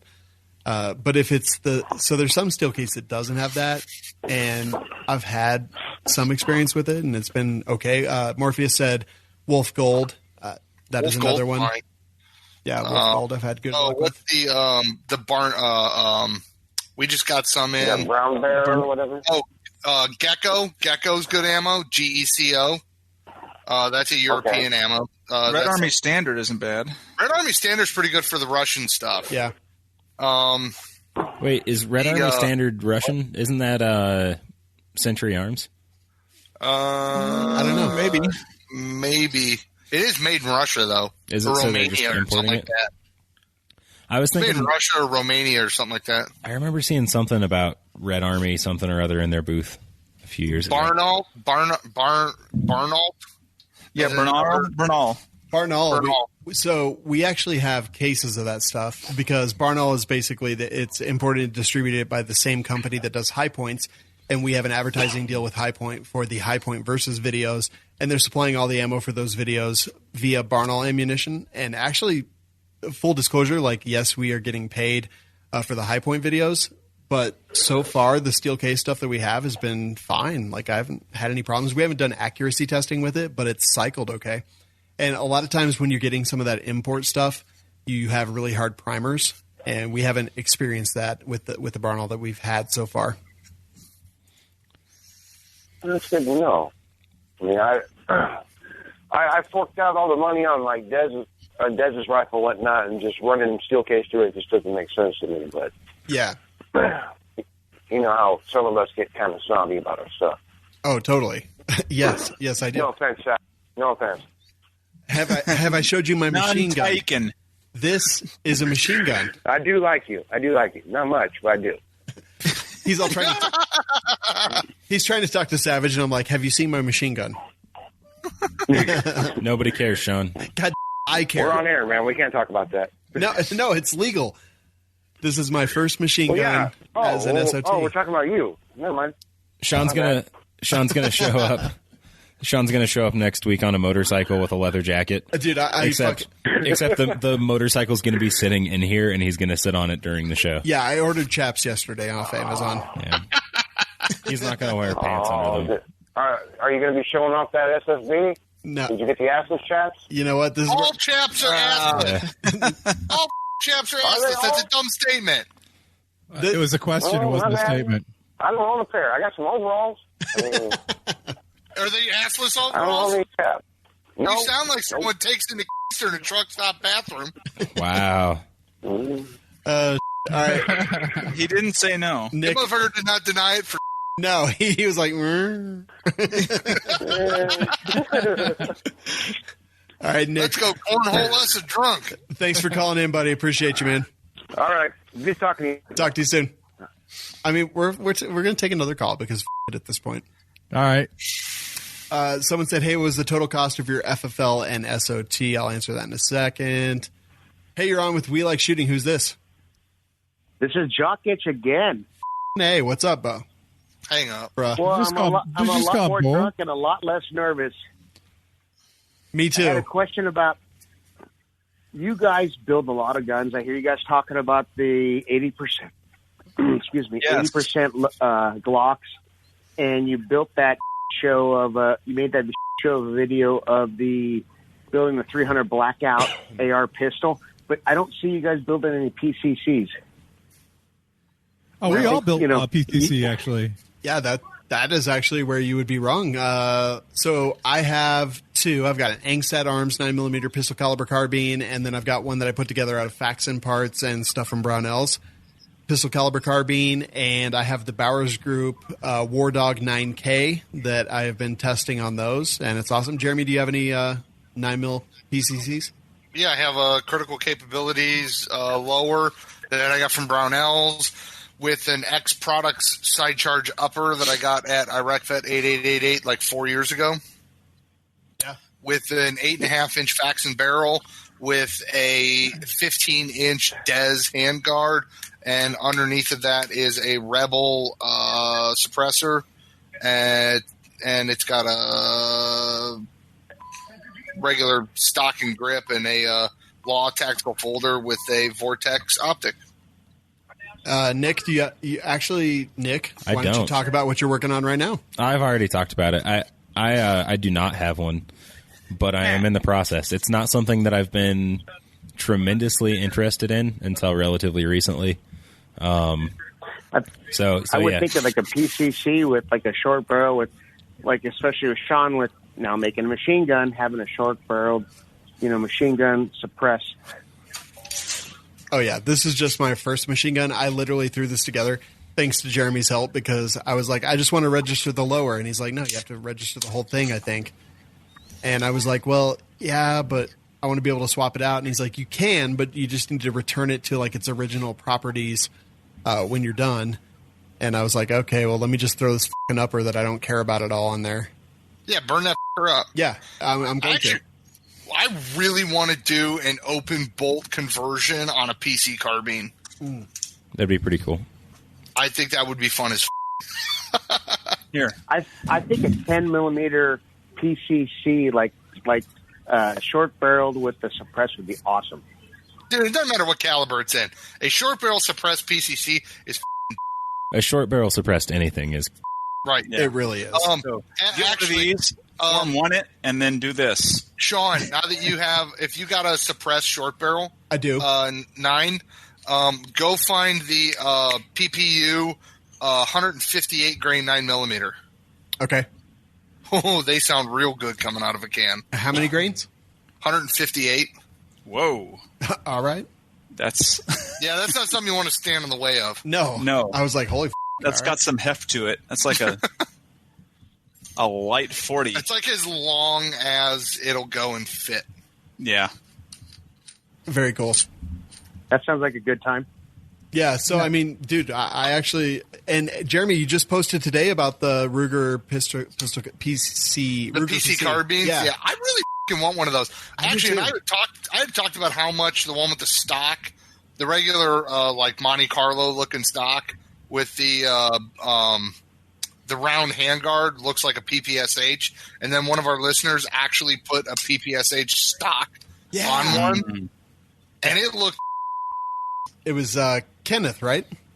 Yeah, I believe so. Yeah, it was Kenneth, and he's also the guy that reached out to Bill Wilde to ask him how to pronounce his last name. And so yeah, that looked amazing. I really like that. I might cheap out and just have my gunsmith like Cerakote the plastic stock like with a wood grain. Yeah. So my PCC is all wooded out. It has a wood stock and a wood front end. So it looks like you got the Thompson looking one. Yeah. That's awesome, man. So yeah, dude, I'm kind of. Oh, and I will tell you this: that the Draco that we got from Century, the 9mm pistol, I put that War Dog on there, and it became one of my favorite guns. Have you shot it yet? Yeah, I shot it this weekend. I shot like 300 rounds through it. I only planned on shooting like a mag or two just to test it out, and I ended up What gun? Didn't even call me. So it's the Century Arms Draco pistol. So it's a 9mm pistol caliber AK basically. And is it the 9 Luger or is it the weird 9x23 or whatever? It's the 9x19 Luger. Okay. So if you drop the CMMG conversion kit in your AR, does it become a PCC? I mean, yeah. Just saying. No, I mean, say that again. You got to put an upper on it. Yeah, the 22 conversion kit into your AR, does it become a pistol caliber carbine? No, because it's 22 long rifle. That's a pistol caliber. No, it's long rifle. in the name, long rifle. Yeah, but I have my pistols shoot 22 LR. There are pistols that shoot 223. There are. There's pistols that shoot 7.6254R. Okay, I don't want that though. Some guy had one at the range. It was so loud.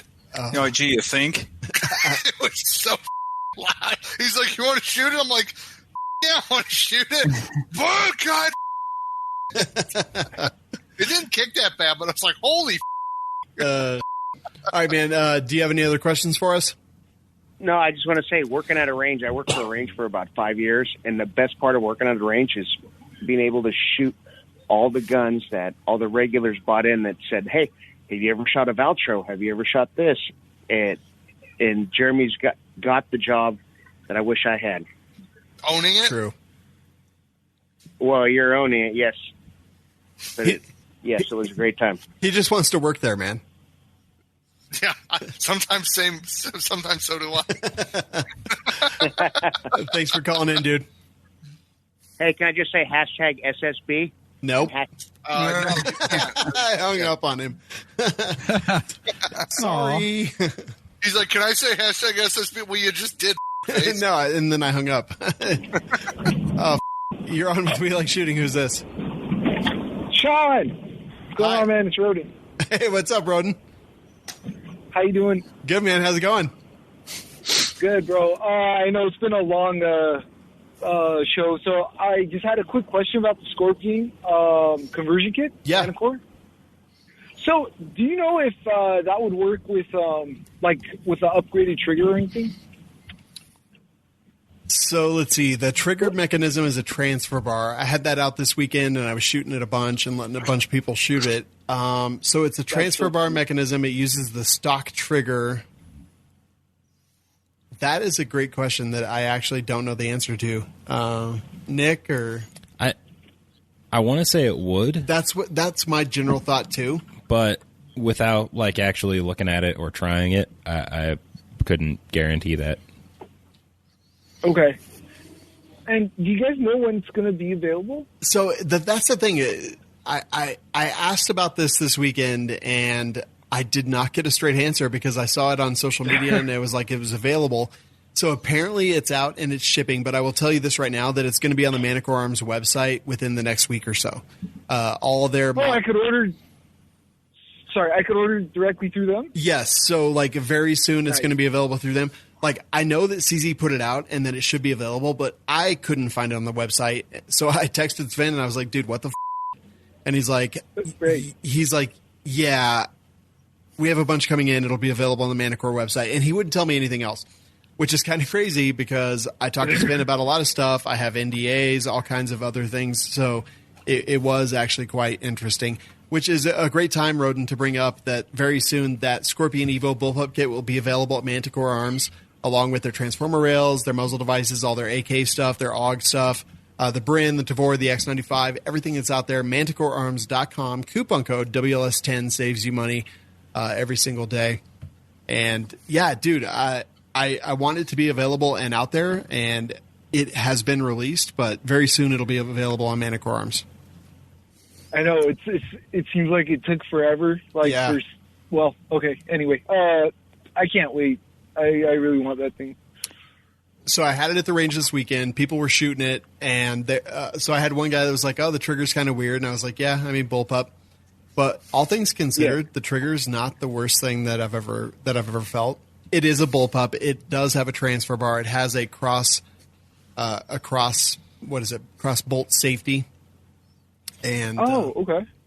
I mean, the trigger on the Scorpion already sucks. It does, and the right. And I don't think it gets worse going into the kit, really. I don't either. It's a little bit mushy, but I was shooting at a steel target from about 50 feet, and it's a 9mm. My Scorpion Evo's a 9mm, so I was shooting at 50 feet and just as fast as I possibly could, and it was just ding, ding, ding, ding, ding, ding, ding, ding. And man, I love that thing. Yeah.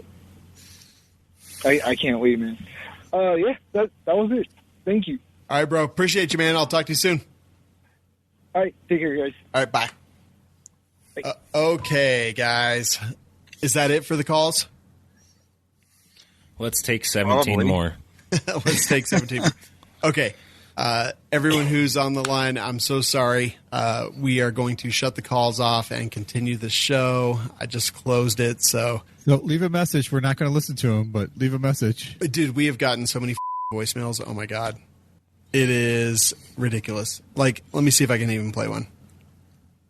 Okay, just people in the background. Oh, God, there's so many voicemails. I'll go through them all and maybe reply to them. We won't reply to them. No, I might. Hold on, here's one.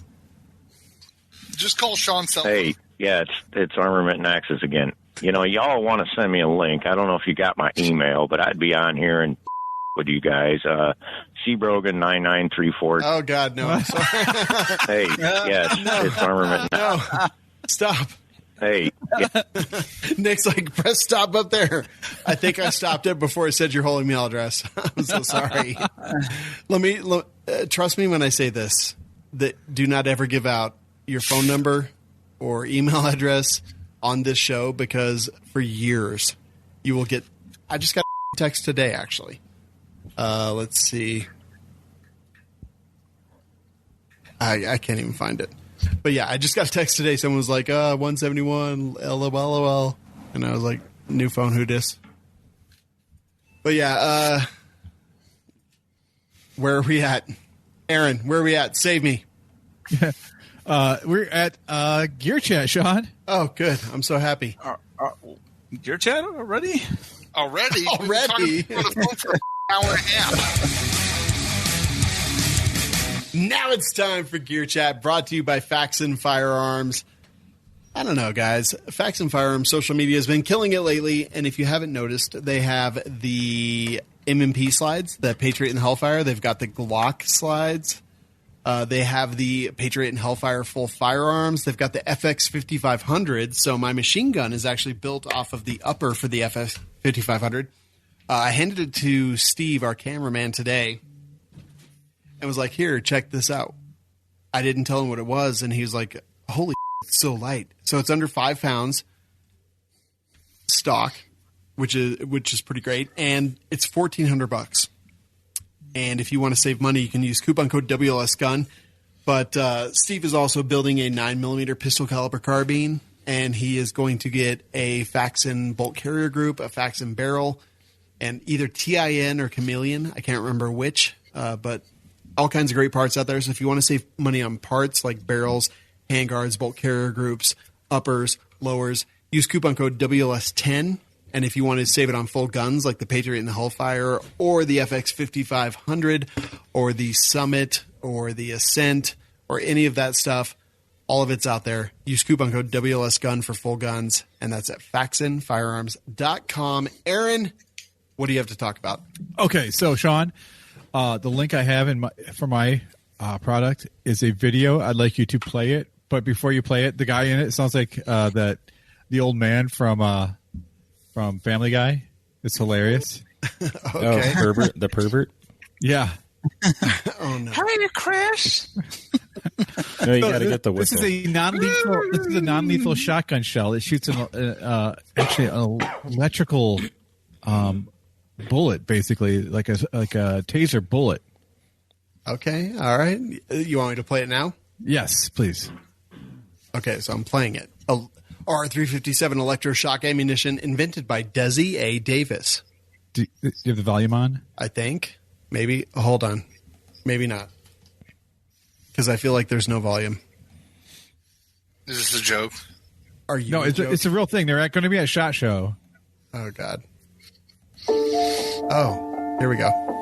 Self-protection in today's society has mainly taken the form of a personal firearm. However, gun ownership can often lead to a tragic loss of life. With the recent death of Michael Brown in Ferguson, Missouri, and countless other cities. They just threw Jell-O all over the fucking table and the gun. I know, but isn't... I could be wrong, but isn't this like an airsoft gun or something? No. Well, I don't know. I mean, but the actual gun product in the is a legit thing. No, I know the product is, but the Somebody gun in the just teed picture. up a jar of jam with a baseball bat. Yeah, it looks like when we shot spaghetti sauce with a fucking AR. Let's see.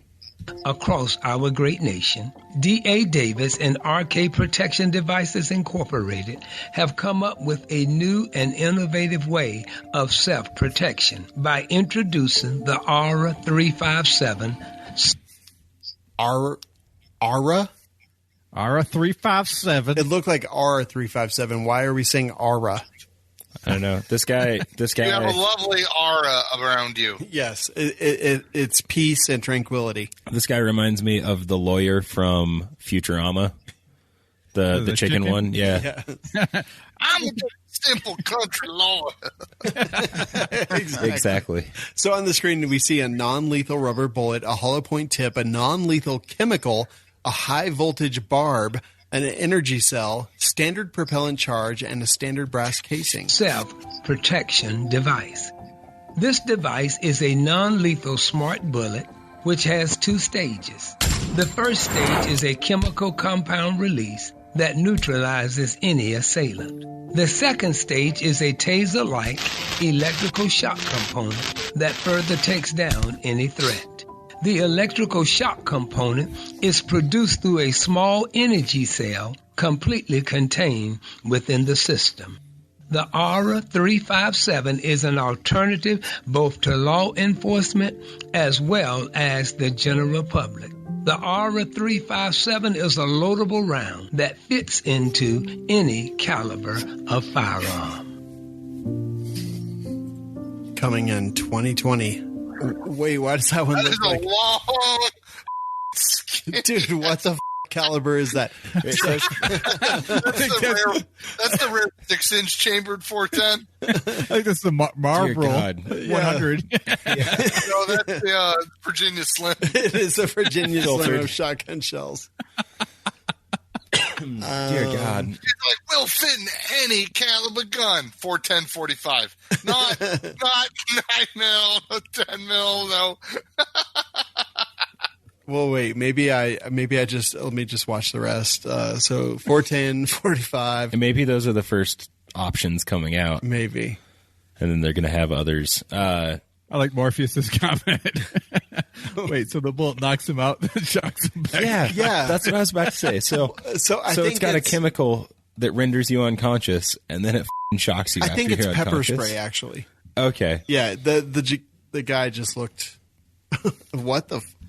Yeah, like his head slumps over, like he's unconscious. Oh God, I like that idea better though. It knocks you out and then shocks you just to be an. That happened. You would not around with that guy again, dude. Nick, you're right. Like it knocks you out, and then when you're unconscious, it shocks you because you. Yeah, right, dude. I want that bullet. And then it walks over and kicks you in the rib or the ribs, just What because. So I saw that and I was just like, yeah, Like, there's so many questions I have in regards to this ammo. Okay, let's start with the basics. What is that chemical? They just say chemical. They don't like specify what it is. Yeah. Is it like ether? I think it's like anthrax. It's like it won't kill you today, but in 3 weeks It's you're AIDS. gonna die with all your family and the people at the airport. No, Smallpox. it gives you HIV and then it tases you. It vaccinates your kids against your will. Oh, all right. It's like So a vasectomy. maybe we should shoot more people with those then. You know what? You know what I don't get about this though? You know what else stops people? Getting shot in the chest with a slug. Yeah, let me ask you this: if that piece of in Texas at White Settlement Church had got shot by a Virginia Slim, like would the body count have been 2, or would it have been like 70? Well, even Leslie, even like rubber bullets, if you hit somebody in the fucking head, you can kill them still. Dude, yeah, this one has barbs and a chemical. Like, okay, off. Also, there already are taser cartridges for shotguns. Are there really? I had no idea. Yeah. So it just seems like a terrible idea, because who says it's going to work? You know, with the taser, you tase someone and those barbs, the wire's still connected, so you can continue to give them shocks if you need to. This thing is like, if it doesn't drop them the first time, you got to shoot them again. Yeah, if it's not like 2 million volts, like. So coming second quarter 2020 is the axe bullet, and you put it at the front of the gun, and a bullet hits the hammer on this axe, and then it turns the axe. But it's non-lethal if the handle hits you. But if the axe hits you, I mean, you're so it's like It's 50, just- yeah. it's 50-50. There was an old joke, or like an old cartoon, where the guy had his muzzleloader shotgun, and he put in, and he goes in order of everything that he needs from the bottom to the top. So when he shoots, the bullet kills the rabbit, the skinning knife comes out, skins a rabbit, the gut knife comes out and guts a rabbit, and then the fire comes out and cooks a rabbit, and it's like this whole long goddamn thing of like some hillbilly in the woods. He's like, yeah, it just took me one shot. Do you guys remember the one that was like the heat-seeking chainsaw? It was like a shoulder-fired, like RPG type thing, and then it shot chainsaws. That sounds fucking hilarious. Morpheus said he's going to make a shotgun round that's 1 part dragon's breath, 1 part fire extinguisher. So it sets you on fire, but then it puts you out before you die. Yeah. So you're burned and you're in pain, and you have to have 75% of the skin on your body replaced and grafted, but you don't die. No, here's the ultimate home defense load for a shotgun. First shell, lighter fluid. Second shell, dragon's breath. Third shell, rock salt. Oh, jeez. All right. Well, Aaron, that video has 15 views. I don't know where you found that, but congratulations. It had 11 views when I first found it, so That's we killed it. pretty fantastic. I'm not even sharing it because at this point, I want this to be our thing. Yeah. Thank you for watching my video. And this will be at SHOT Show? This will be a SHOT Show. This is I found it on new items for SHOT Show. That's where I was looking today. Oh my God. All right, so he's in the hallway there. You guys, so I'm not going We'll to have SHOT to this find year, him. but when you guys see it, you have to pick up a round, and we have to shoot Shawn with it. No, you. No. No, you're the guy who gets pepper sprayed. I got shot with the beanbag. You get shot. You're gonna get You shot. had too. body armor on. You can wear body armor. I'll just shoot you in the thigh. I know. That's the problem. When you have friends with like Aaron, you do not agree to ever. Morpheus, you had me at lighter fluid. I kind of want to make a round that's just like first it cripples you, and then it sets you on fire, and then it explodes. I love all those ideas. I think I don't know. Savage, what's your product? Oh gosh, is it finally my turn? So what I saw this week is what usually happens when a bunch of YouTubers decide to come out with it all at the same time. You are so choppy right now, Savage. You are very choppy right now. Oh, how about now? Now? Now you're good. You're good. Am I okay now? Okay. I was opening the YouTube page. But basically, the IWI TS12 shotgun, it's a bullpup shotgun, semi-automatic, 15+1 in the chamber if you load it right. I think it's pretty cool. IWI has come out with a couple of good bullpups recently. There's always the Tavor and the X95, which are kind of related. And then this is the newest one to come to market. It has a tri magazine. It's a rotary magazine, so it's got 3 tubes that you twist and turn. So you rotate it, and then the bullet will automatically load itself into the chamber. You fire off the 5 rounds. You click the mag switch button, and then rotate it again, repeat, and then repeat. And so you can get out 15 rounds out of a very short package of a shotgun.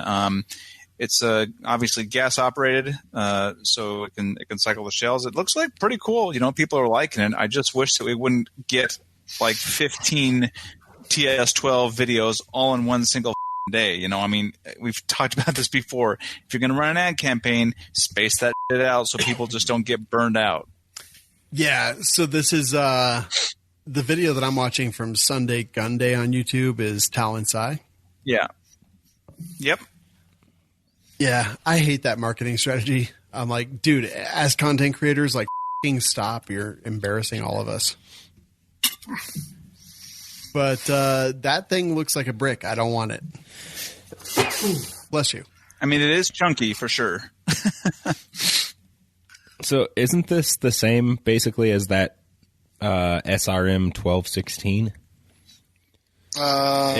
Except this one is a bullpup?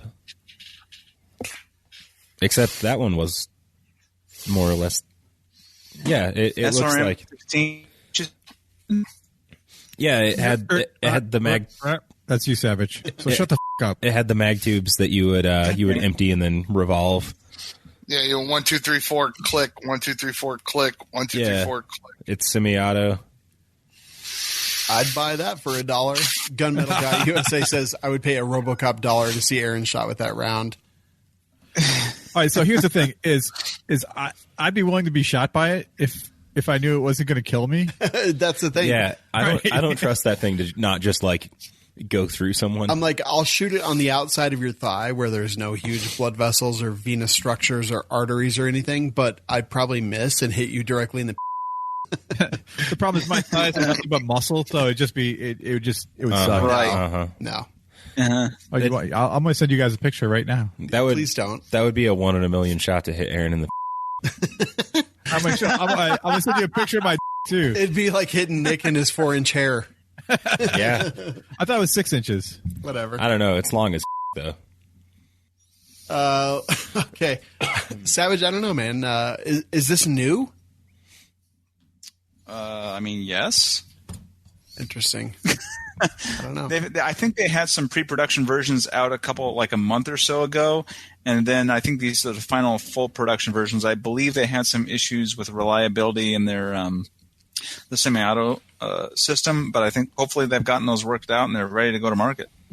Very nice. So my product tonight is the Iron Horse Firearms Tor 1. So we had a pre-production prototype. We broke it almost immediately.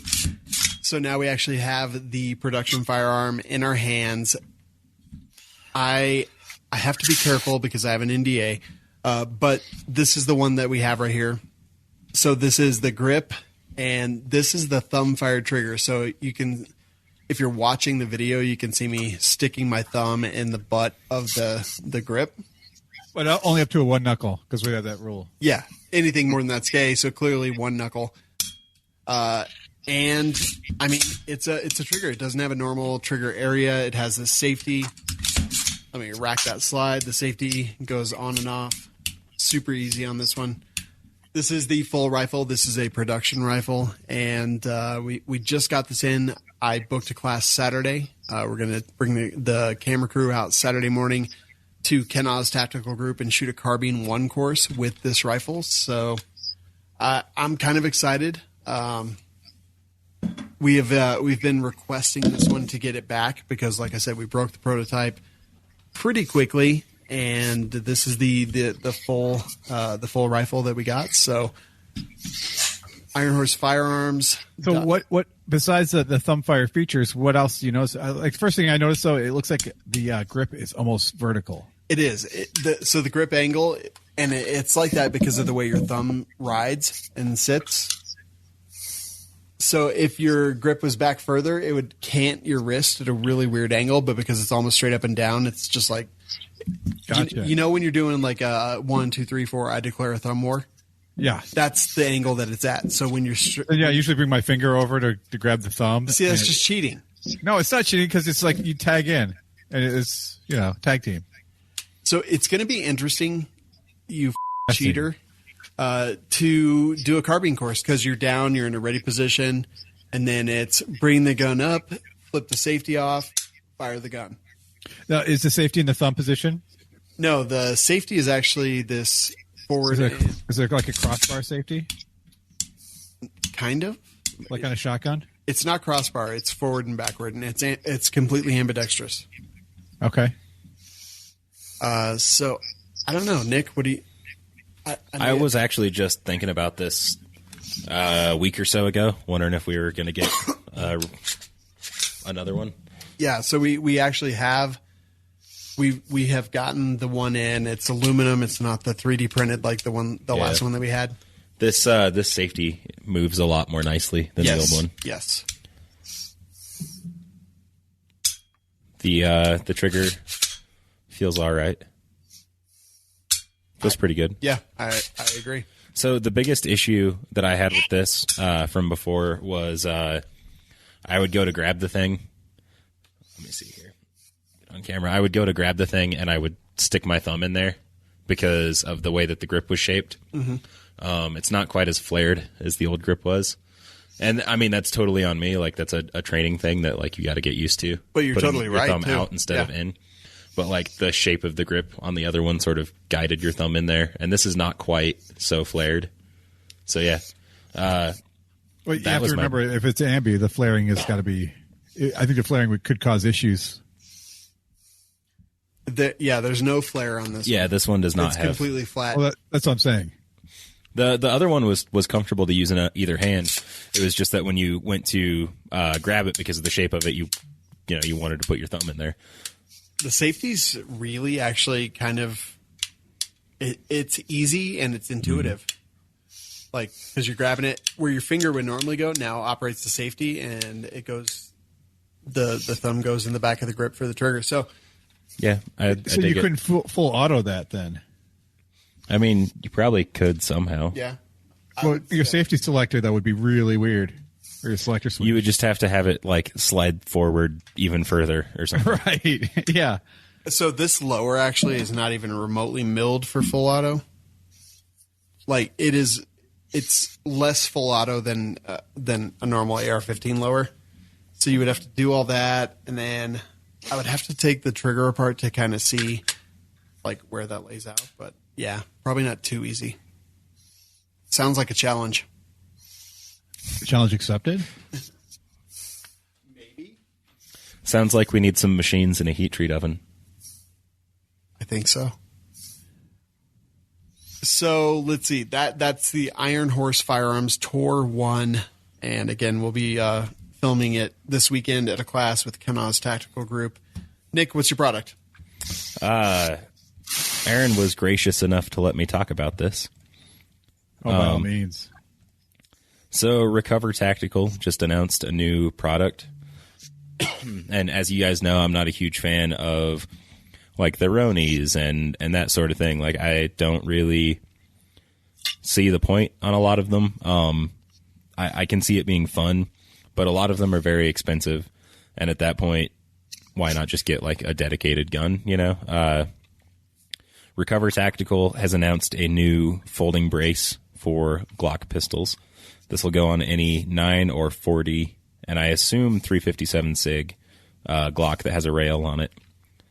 And this is not for a Picatinny rail, so I doubt it would work on like a Polymer 80 frame, but it's for that actual Glock weird rail. Glock thing, yeah. So I did talk to him about that. Did you? Says he's going to. He said he's going to look into doing the Poly 80s. He wasn't sure if they would fit on there, but he is going to look into that.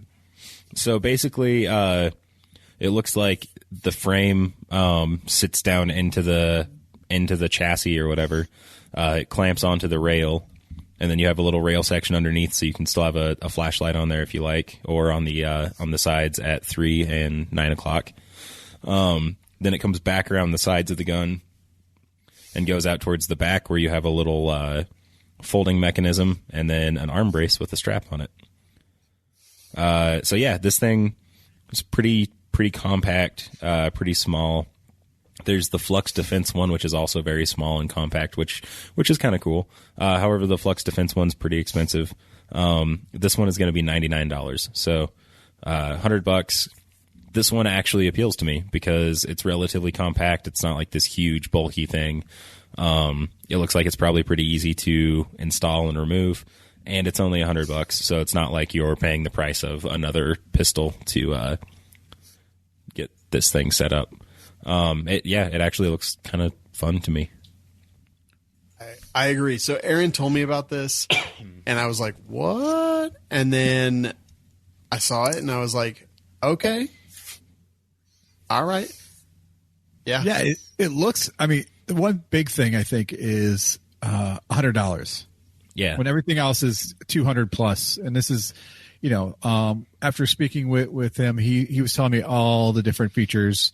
And I like how it attaches. Like a lot of times, these Glock pistol braces will slide in through basically the back end. There's a little opening behind where the magazine goes in. Mm-hmm. And a lot of them fit back there. This one actually encompasses the entire firearm, and it does. It gives you you've gone from one under rail to 3, 9, 3, and 6 o'clock position, and it folds up nicely too. So it's got a lot of nice things. I have not shot it, so I can't say it's the most amazing thing, but the price is definitely worth a try. And I will also say that Flux Defense actually has a pretty bad attitude. Do they really? Yeah, my experience with them has been very, very negative. So I saw this before the show. I saw the price on it, and I actually was going to go order it until I realized it's not available yet. It'll be shipping in February, and they have pre-orders coming here soon. January 22nd. Yeah. So yeah, I'm actually pretty excited about this. It's not something I typically get excited about, like I said. Yeah. But that price range, the compactness of it, all of that kind of appeals to me. It's done pretty well. So, Aaron, this is an Israeli company. We've talked about him on the show many times. Yeah, he's actually been on the show before. Yeah. So, yeah, I want these. Let's get them in. Let's test them. Let's have fun. I will reach out to him tomorrow when I wake up. All right. Because he's on Israeli time. If I send him something now, he'd be like, what? Wait, is he in Israel? Yeah, he's in Israel right now.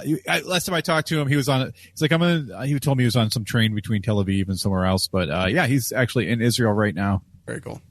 That is awesome. What you gonna do now? Talk about lifestyles.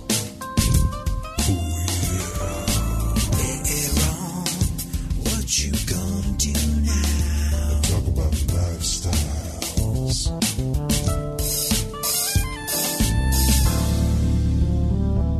Brought to you by Brownells. All right, Aaron, Brownells. I love it. What's going on new with Brownells? They have they're going to be huge at SHOT Show as always. If you're in the business and you're there, you should stop by their booths and check out what they have to offer. Yep. We'll be at their party Tuesday night, which is at the, it hasn't been announced. Anyway, it's at the Rum Bar. Right. Actually, we got a text today. You got the text, right? Yeah. Yeah. Okay. But they haven't announced it officially. No, so. We're announcing it now because I don't care. Is it the Mirage? Is it the Rum Bar at the Mirage? I'd have to look at my text. I know. I'm trying to look at my text right now. Let's see. Official party the will Mirage. be... So 7:30 p.m. Tuesday, January 22nd at the Rum Bar at the Mirage. And it's going to be the SHOT meetup. Do you guys remember the last year's? No, I wasn't there. Dude, it was packed. Nick, were you there? No. Okay, it was just Jeremy and I. Hey, Jeremy, do you remember it last year? I got really drunk. Dude, we all did. It was quite ridiculous, and we had a ton of fun. So we will be there Tuesday, January 21st, 7:30 p.m. at the Rum Bar at the Mirage with Brownells. It's going to be awesome. And just go check out their website, like all kinds of great stuff, all day, every day. So our cameraman Steve is getting ready to build his dream pistol caliber carbine 9mm. He sent me a list, or he actually came here today, showed me his list, and we talked about Nick has us all addicted to titanium parts. Dude, so it's like pivot pins, castle nut, end plate, mag release, bolt release, like all titanium all the time. So we were going through all that stuff. And pretty much everything that he was going to get was at Brownells, except for the lower and the upper that he wants, which are Gibbs, which aren't even available yet at this point. So yeah, it's good stuff. All available at Brownells. Sales every day on their front page. Just look at the little slider that goes by, and you can find good sales, free shipping, 10% off, all the things every single day. Brownells.com. Aaron, what's the topic? Actually, it's kind of appropriate for what we were just talking about. Pistol braces on everything. What's your thoughts on that? I mean, the problem I have a lot with pistol braces on pistols is the problem I have is carrying them. I mean, you have to have a whole new system. It's basically sling mounted. It's hard to find. Obviously, it'd be really hard to find a holster for a lot of that stuff. I just wanted to know what your thoughts were on that. I don't really think that the purpose of pistol braces is that it's something you're going to carry every day, like for EDC. Go ahead. Go on. I mean, I really don't think that's the thing. So for me, pistol braces are awesome. So I hated them. And then the SBA 3 came out. Mm-hmm. I love that. And That's I was like, yes, this is the one. This is it. Then the SBA 4 came out, and I was like, don't fucking care. I hate it. SBA 3 is where it's at. Like literally, as far as I'm concerned, there is one pistol brace. It is the SBA 3. And anything else, I'm not interested in. SBA 4 if you like the SBA 3. So there's literally just that angled piece of There's two things. There's aesthetics and there's functionality. The SBA 3 has great aesthetics and great functionality. The SBA 4 has great functionality and terrible aesthetics. So I'm like, I'm going to pick this one. Plus, SBA 3 is $100. Pretty much everywhere that you can buy it, including Brownells, it's like $109 pretty much all the time. Now, Nick, I know that the SBA 3 is what you're interested in. Yeah, I have I've had the Shockwave blade on a few guns. I hate the blade. Yeah, I picked them up because they were cheap and they were available. And then, yeah, the SBA 3 came around, and I definitely like that a lot more. It's a good brace. That $100 includes that buffer tube too, which is nice. That's huge. It's a carbine buffer tube, and yeah, that's great. You didn't have to change anything out to put it on. Yeah. So since I got my SOT, I'm like, I'm going to SBR all the things, but I don't want to. Like the SBA 3, I'm like, this is fantastic. It works great. I don't even need to bother. Yeah, why fill out all the extra paperwork when it works perfectly fine? I mean, it's like literally 3 minutes of paperwork to SBR a rifle for me now. But at this point, I'm like, I don't even want to. Now, if they change the specifications again, like they have multiple times, then maybe I'll be interested. Like, because I hate some of the braces that are out there, the tail hook, the blade. There's so many bad ones that even the original brace, which was the SIG, whatever. Yeah. Not a fan at all. But the SBA 3, like as long as that is legal and accepted by the ATF, I'm in. Yeah. So, I mean, my thoughts were just basically being able to put a pistol brace on an actual pistol, not an AR pistol, and a lot of the options out there. And we were talking about this briefly. A lot of the options out there really suck. There's that one, like I was talking about the one that goes in the back of the Glock, right behind the magazine well. Is that Flux? Yeah, it looks like it's so soft, It doesn't look like it's very stiff because it's just that really thin arm that comes out. It would concern me on durability. And that's one of the things, too, is like, how strong will it be? Yeah, so also there's the length of pull that the ATF changed within the last year. I actually had a pistol that the length of pull was over what the ATF approved as a pistol. So I disassembled it, completely put the parts away. And then once I got my SOT, I was like, oh, I have this. Let me just SBR it. So that was a special case, but kind of anything outside of that, I'm like, I'm just going to pistol it because it's good. It works for what I need it to work, and I like it. Yeah. Yeah. So that was basically my topic tonight. Now, I'm glad everyone filled in and put their own 2 cents in. Savage, Jeremy, Nick. Yeah. Sometimes it's kind of hard to talk over you two. I don't have anything with a brace on it for the simple fact that I had my SOT before the braces came out, so I have 2 SBRs. What about your 1911? Doesn't that have a brace on it? I don't think it has to. No, it doesn't have to because it's Curio and Relic. Well, no, it's got a 16-inch barrel. 16-inch barrel with a stock on it. Yeah, okay, gotcha. Jesus, see, it's hard to get a word in. Go ahead, Nick. Oh no, I was like, it's a 60. It's a 6. It's a 6. It's 6. Yep. Okay. Aaron's like, you guys want to give some input? Do you have anything else you want to add, Nick? No, and like you said, Sean. All right, yeah. Just kidding, Nick. Go ahead, Nick. A lot of the conversion kit things that you see that the gun like inserts into are really big and bulky. If you have an optic mounted on the slide of the pistol, it won't work. Mounting an optic on top of the thing, like with the what is it, the Kaidan? Isn't that what it's called? Yeah. And the that other one that I mentioned earlier. Yeah, the Roni. You put an optic on top of it, you get it all sighted in, you shoot the gun for a while, you pull the gun out, you put the gun back in, and now you're probably going to have to resight the optic. Yeah. You're probably going to have to sight it back in again. You actually have to resight those things? Yeah, I mean, it's not going to return to zero. You might not notice it at a few yards, but yeah. Plus, those things are all bulky and big, and a lot of them are pretty expensive. So yeah, they don't really do much for me. Yeah. So James says, or I'm sorry, Stray's Shadow says, what's the length of pull issue? So I have a folding stock adapter on that pistol, which brought my length of pull over 13.5, which the ATF released a letter. This was, of course, no fucking date, but it was earlier 2018.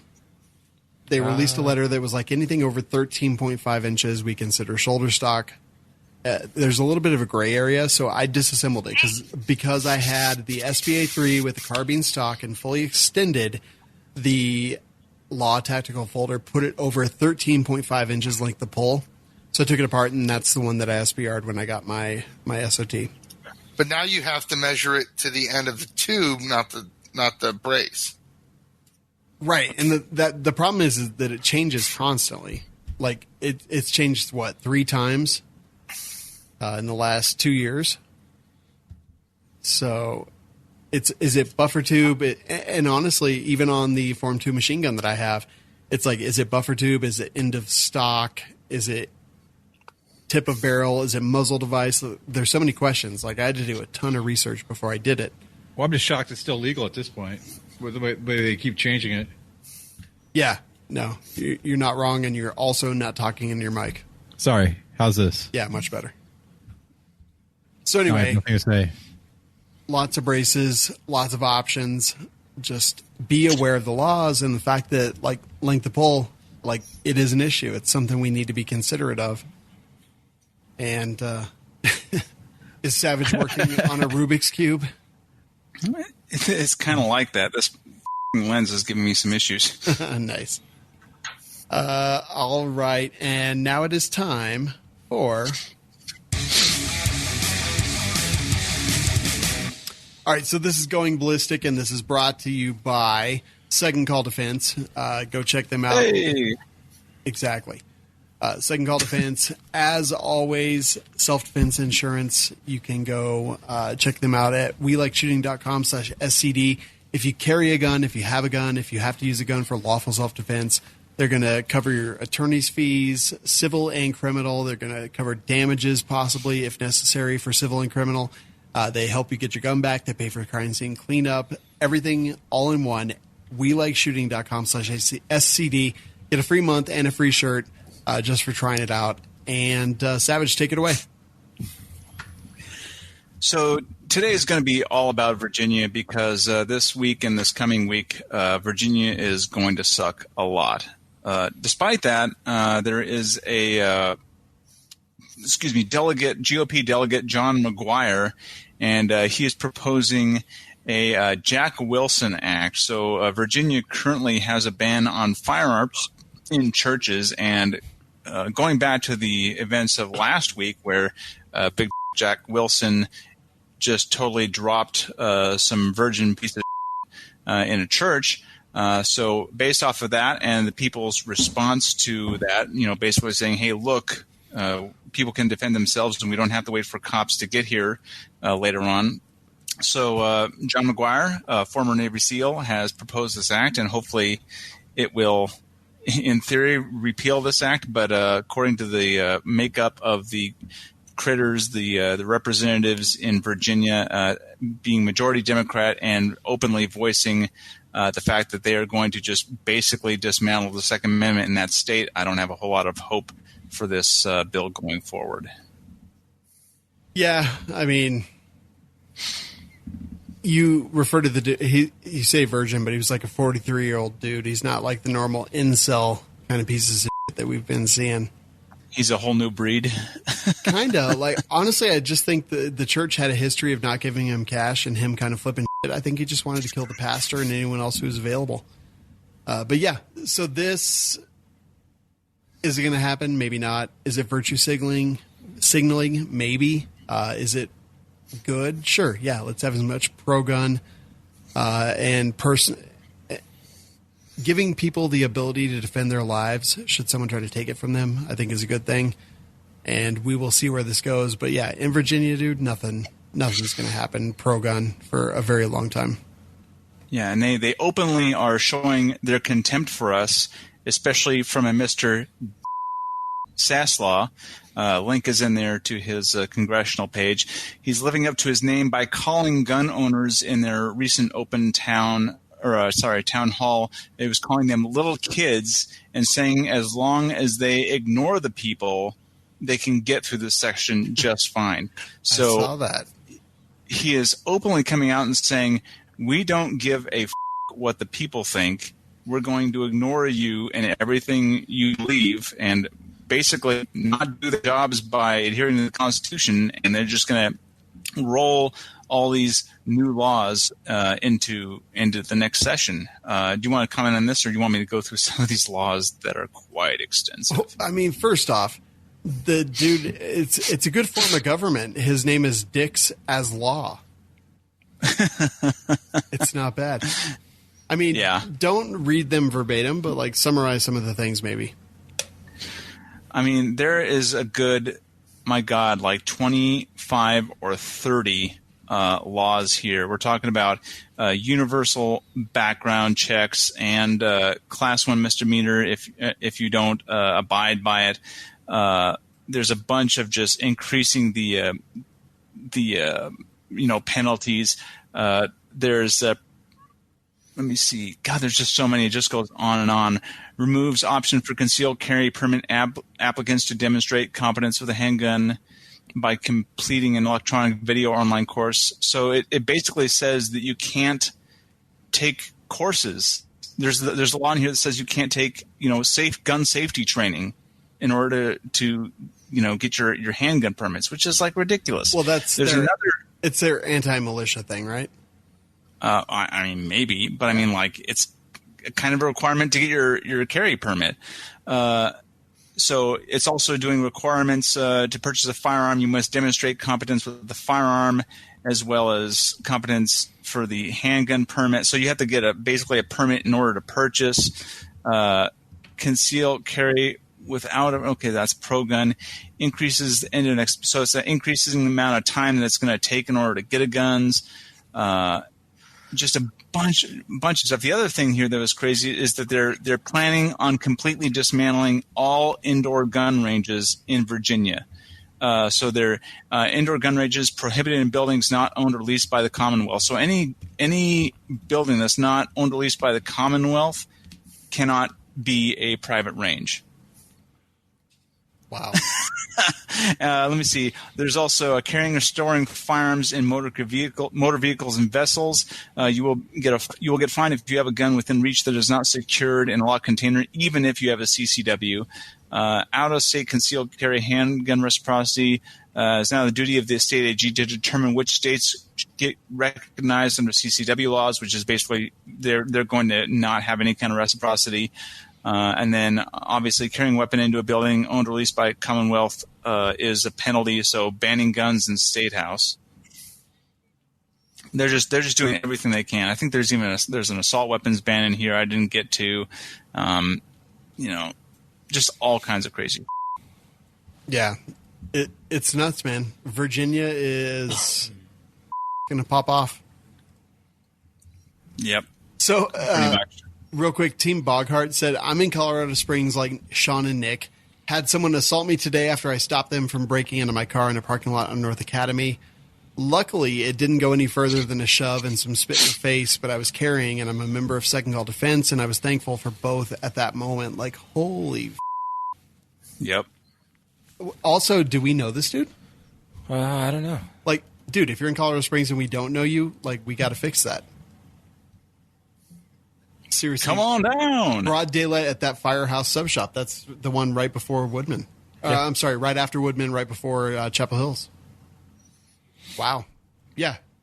Reach out, dude. Colorado Springs crew represent. Okay. Boy. Go ahead, Savage. Sorry. I mean, okay, the last little piece of news here is that Virginia's legislative session begins on the 8th. The NRA is finally rolling out a bet on this one on the 13th. VCDL is having a lobby day on the 20th. Again, they're just rolling out dogs and cats living together, all the that's the worst thing you can possibly imagine. So if you're a Virginian, get the out there. Be out there on the 8th and in the State House and shouting them down. Let them know, demonstrate, get the out off of your asses and go do something. Because if you don't, they're just going to go through this and just, do their best to ignore you. But if you make a stink, if you show up there and be presentable, don't show out like dressed in camo, dressed, appropriately, dress well. I like to wear camo. What the Savage? Present yourself well and give your arguments, for against all these laws. Because if nobody speaks out, then it's basically, silence is consent. Don't be silent. If you're in Virginia, go to lobby day. If you open carry, do whatever you feel is right and whatever is legal. Go to lobby day. It is on the 20th. It's very important to make a public message, to send a public message, be respectful, be a good representative of the Second Amendment, but go. And if you're around Virginia, more heads are not going to be a bad thing. Understand what the laws are in Virginia, what the reciprocity rules are, and don't do anything that breaks the law, but man, go to Virginia's lobby day. It's a huge thing. And I've talked about it before. I'm not a huge proponent of open carry, but whatever the local organizations there are saying, go do. Without question. Right, Savage? Word to your mother. Word. That's right. Thank you, Savage. Which brings us to the reviews brought to you by the Patriot Patch Company. Go to patriotpatch.co and join their Patch of the Month Club. I have not got my January patches yet, but I'm very excited because I saw them online and they're fucking awesome. I'm not even going to spoil it. Just go patriotpatch.co, use coupon code WLS10. That saves you 10% off all day, every day. And Jerambe, one review for you tonight. Play it up. Put everything you have into it. This is your time to shine. Savage is a commie. Putin her backside. 5 stars. Just wanted to say love the show and thank you, Savage, for being a part of our Glories party. And now, comrades, it's time for glorious news from many sources. It's time for Going Ballistic. Okay, anyway, that'll do. Go check that out. It's time to wrap this show up. There's a place that you can go. It is, I don't even know. What is it? I'm not there. WLS.com. Why is everything? Yes, thank you. LoveWLS.com. You can join the Gun Cult at theguncult.com, which is, we got rid of Patreon because they were pulling some crazy about gun owners. And theguncult.com is where you can sign up for the cult, become a cult member, get access to the group, get cool prizes, entries in contests, and everything else like that. But Love WLS has a couple other things. It's got the Rooftop Rewards program. It's got links to our website where you can buy cult shit like this. And it's got links to our advertisers, Swamp Fox, like Savage is wearing. Aaron, what's the shirt you're wearing? Swamp Fox. Swamp Fox? Oh, damn. They make nice shirts, I'll be honest with you. They really do. I actually, every time I wear one, Angel's like, that you look really good in that. And I'm like, okay, wearing them every day. Thank you. But links to our advertisers, links to their websites, coupon codes, all that great stuff. Team Buckhart just said, I'm a longtime listener, but we've never met. I love shooting. I also love drinking. I think we'll get along just fine. I'll hit you guys up. Thanks, dudes. Yeah, dude, Colorado Springs crew represent. Very often we have Friday night social hours at the studios where we just come and we try to do stuff. Like we've done lock picking. We've done poker nights. I'm thinking very soon we're going to do like a medical workshop where we all come, we drink, we put on tourniquets. Sounds like a great idea already. All kinds of other stuff, but go to lovewls.com unless you're in Colorado Springs, and then just hit us up. But that'll be it. We always recommend joining gun-related advocacy groups such as the VCDL, the FPC, the GOA, the Second Amendment Foundation, all of that. And we give out the suicide prevention line. The number is 1-800-273-8255. That's 1-800-273-TALK. Or you can text 741-741. Aaron, what did you think of the call-in show? It was exactly what I expected. I loved it. I actually had a ton of fun doing it. Jeremy, what'd you think of the call-in show? Most of our listeners are.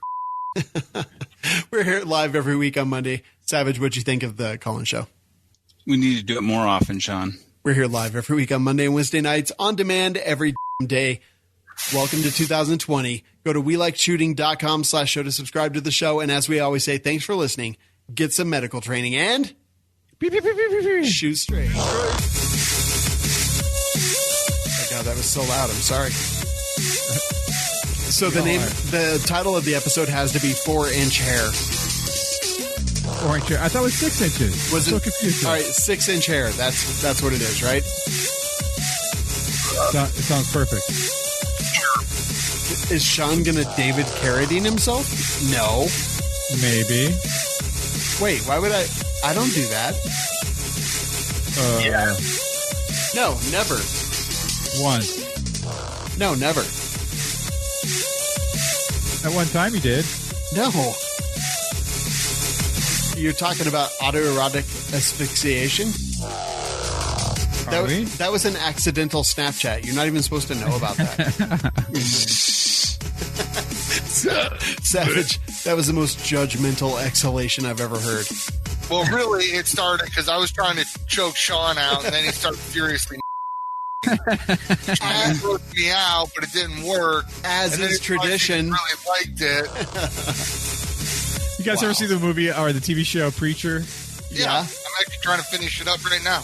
When the guy's fighting the other guy and he just starts off. That doesn't sound. Everyone's like, "What's going on?" And he just ends up killing the guy because he was so disturbed by the fact that he was. He's like, Did you think that show was worth $1? Help the cast by visiting lovewls.com.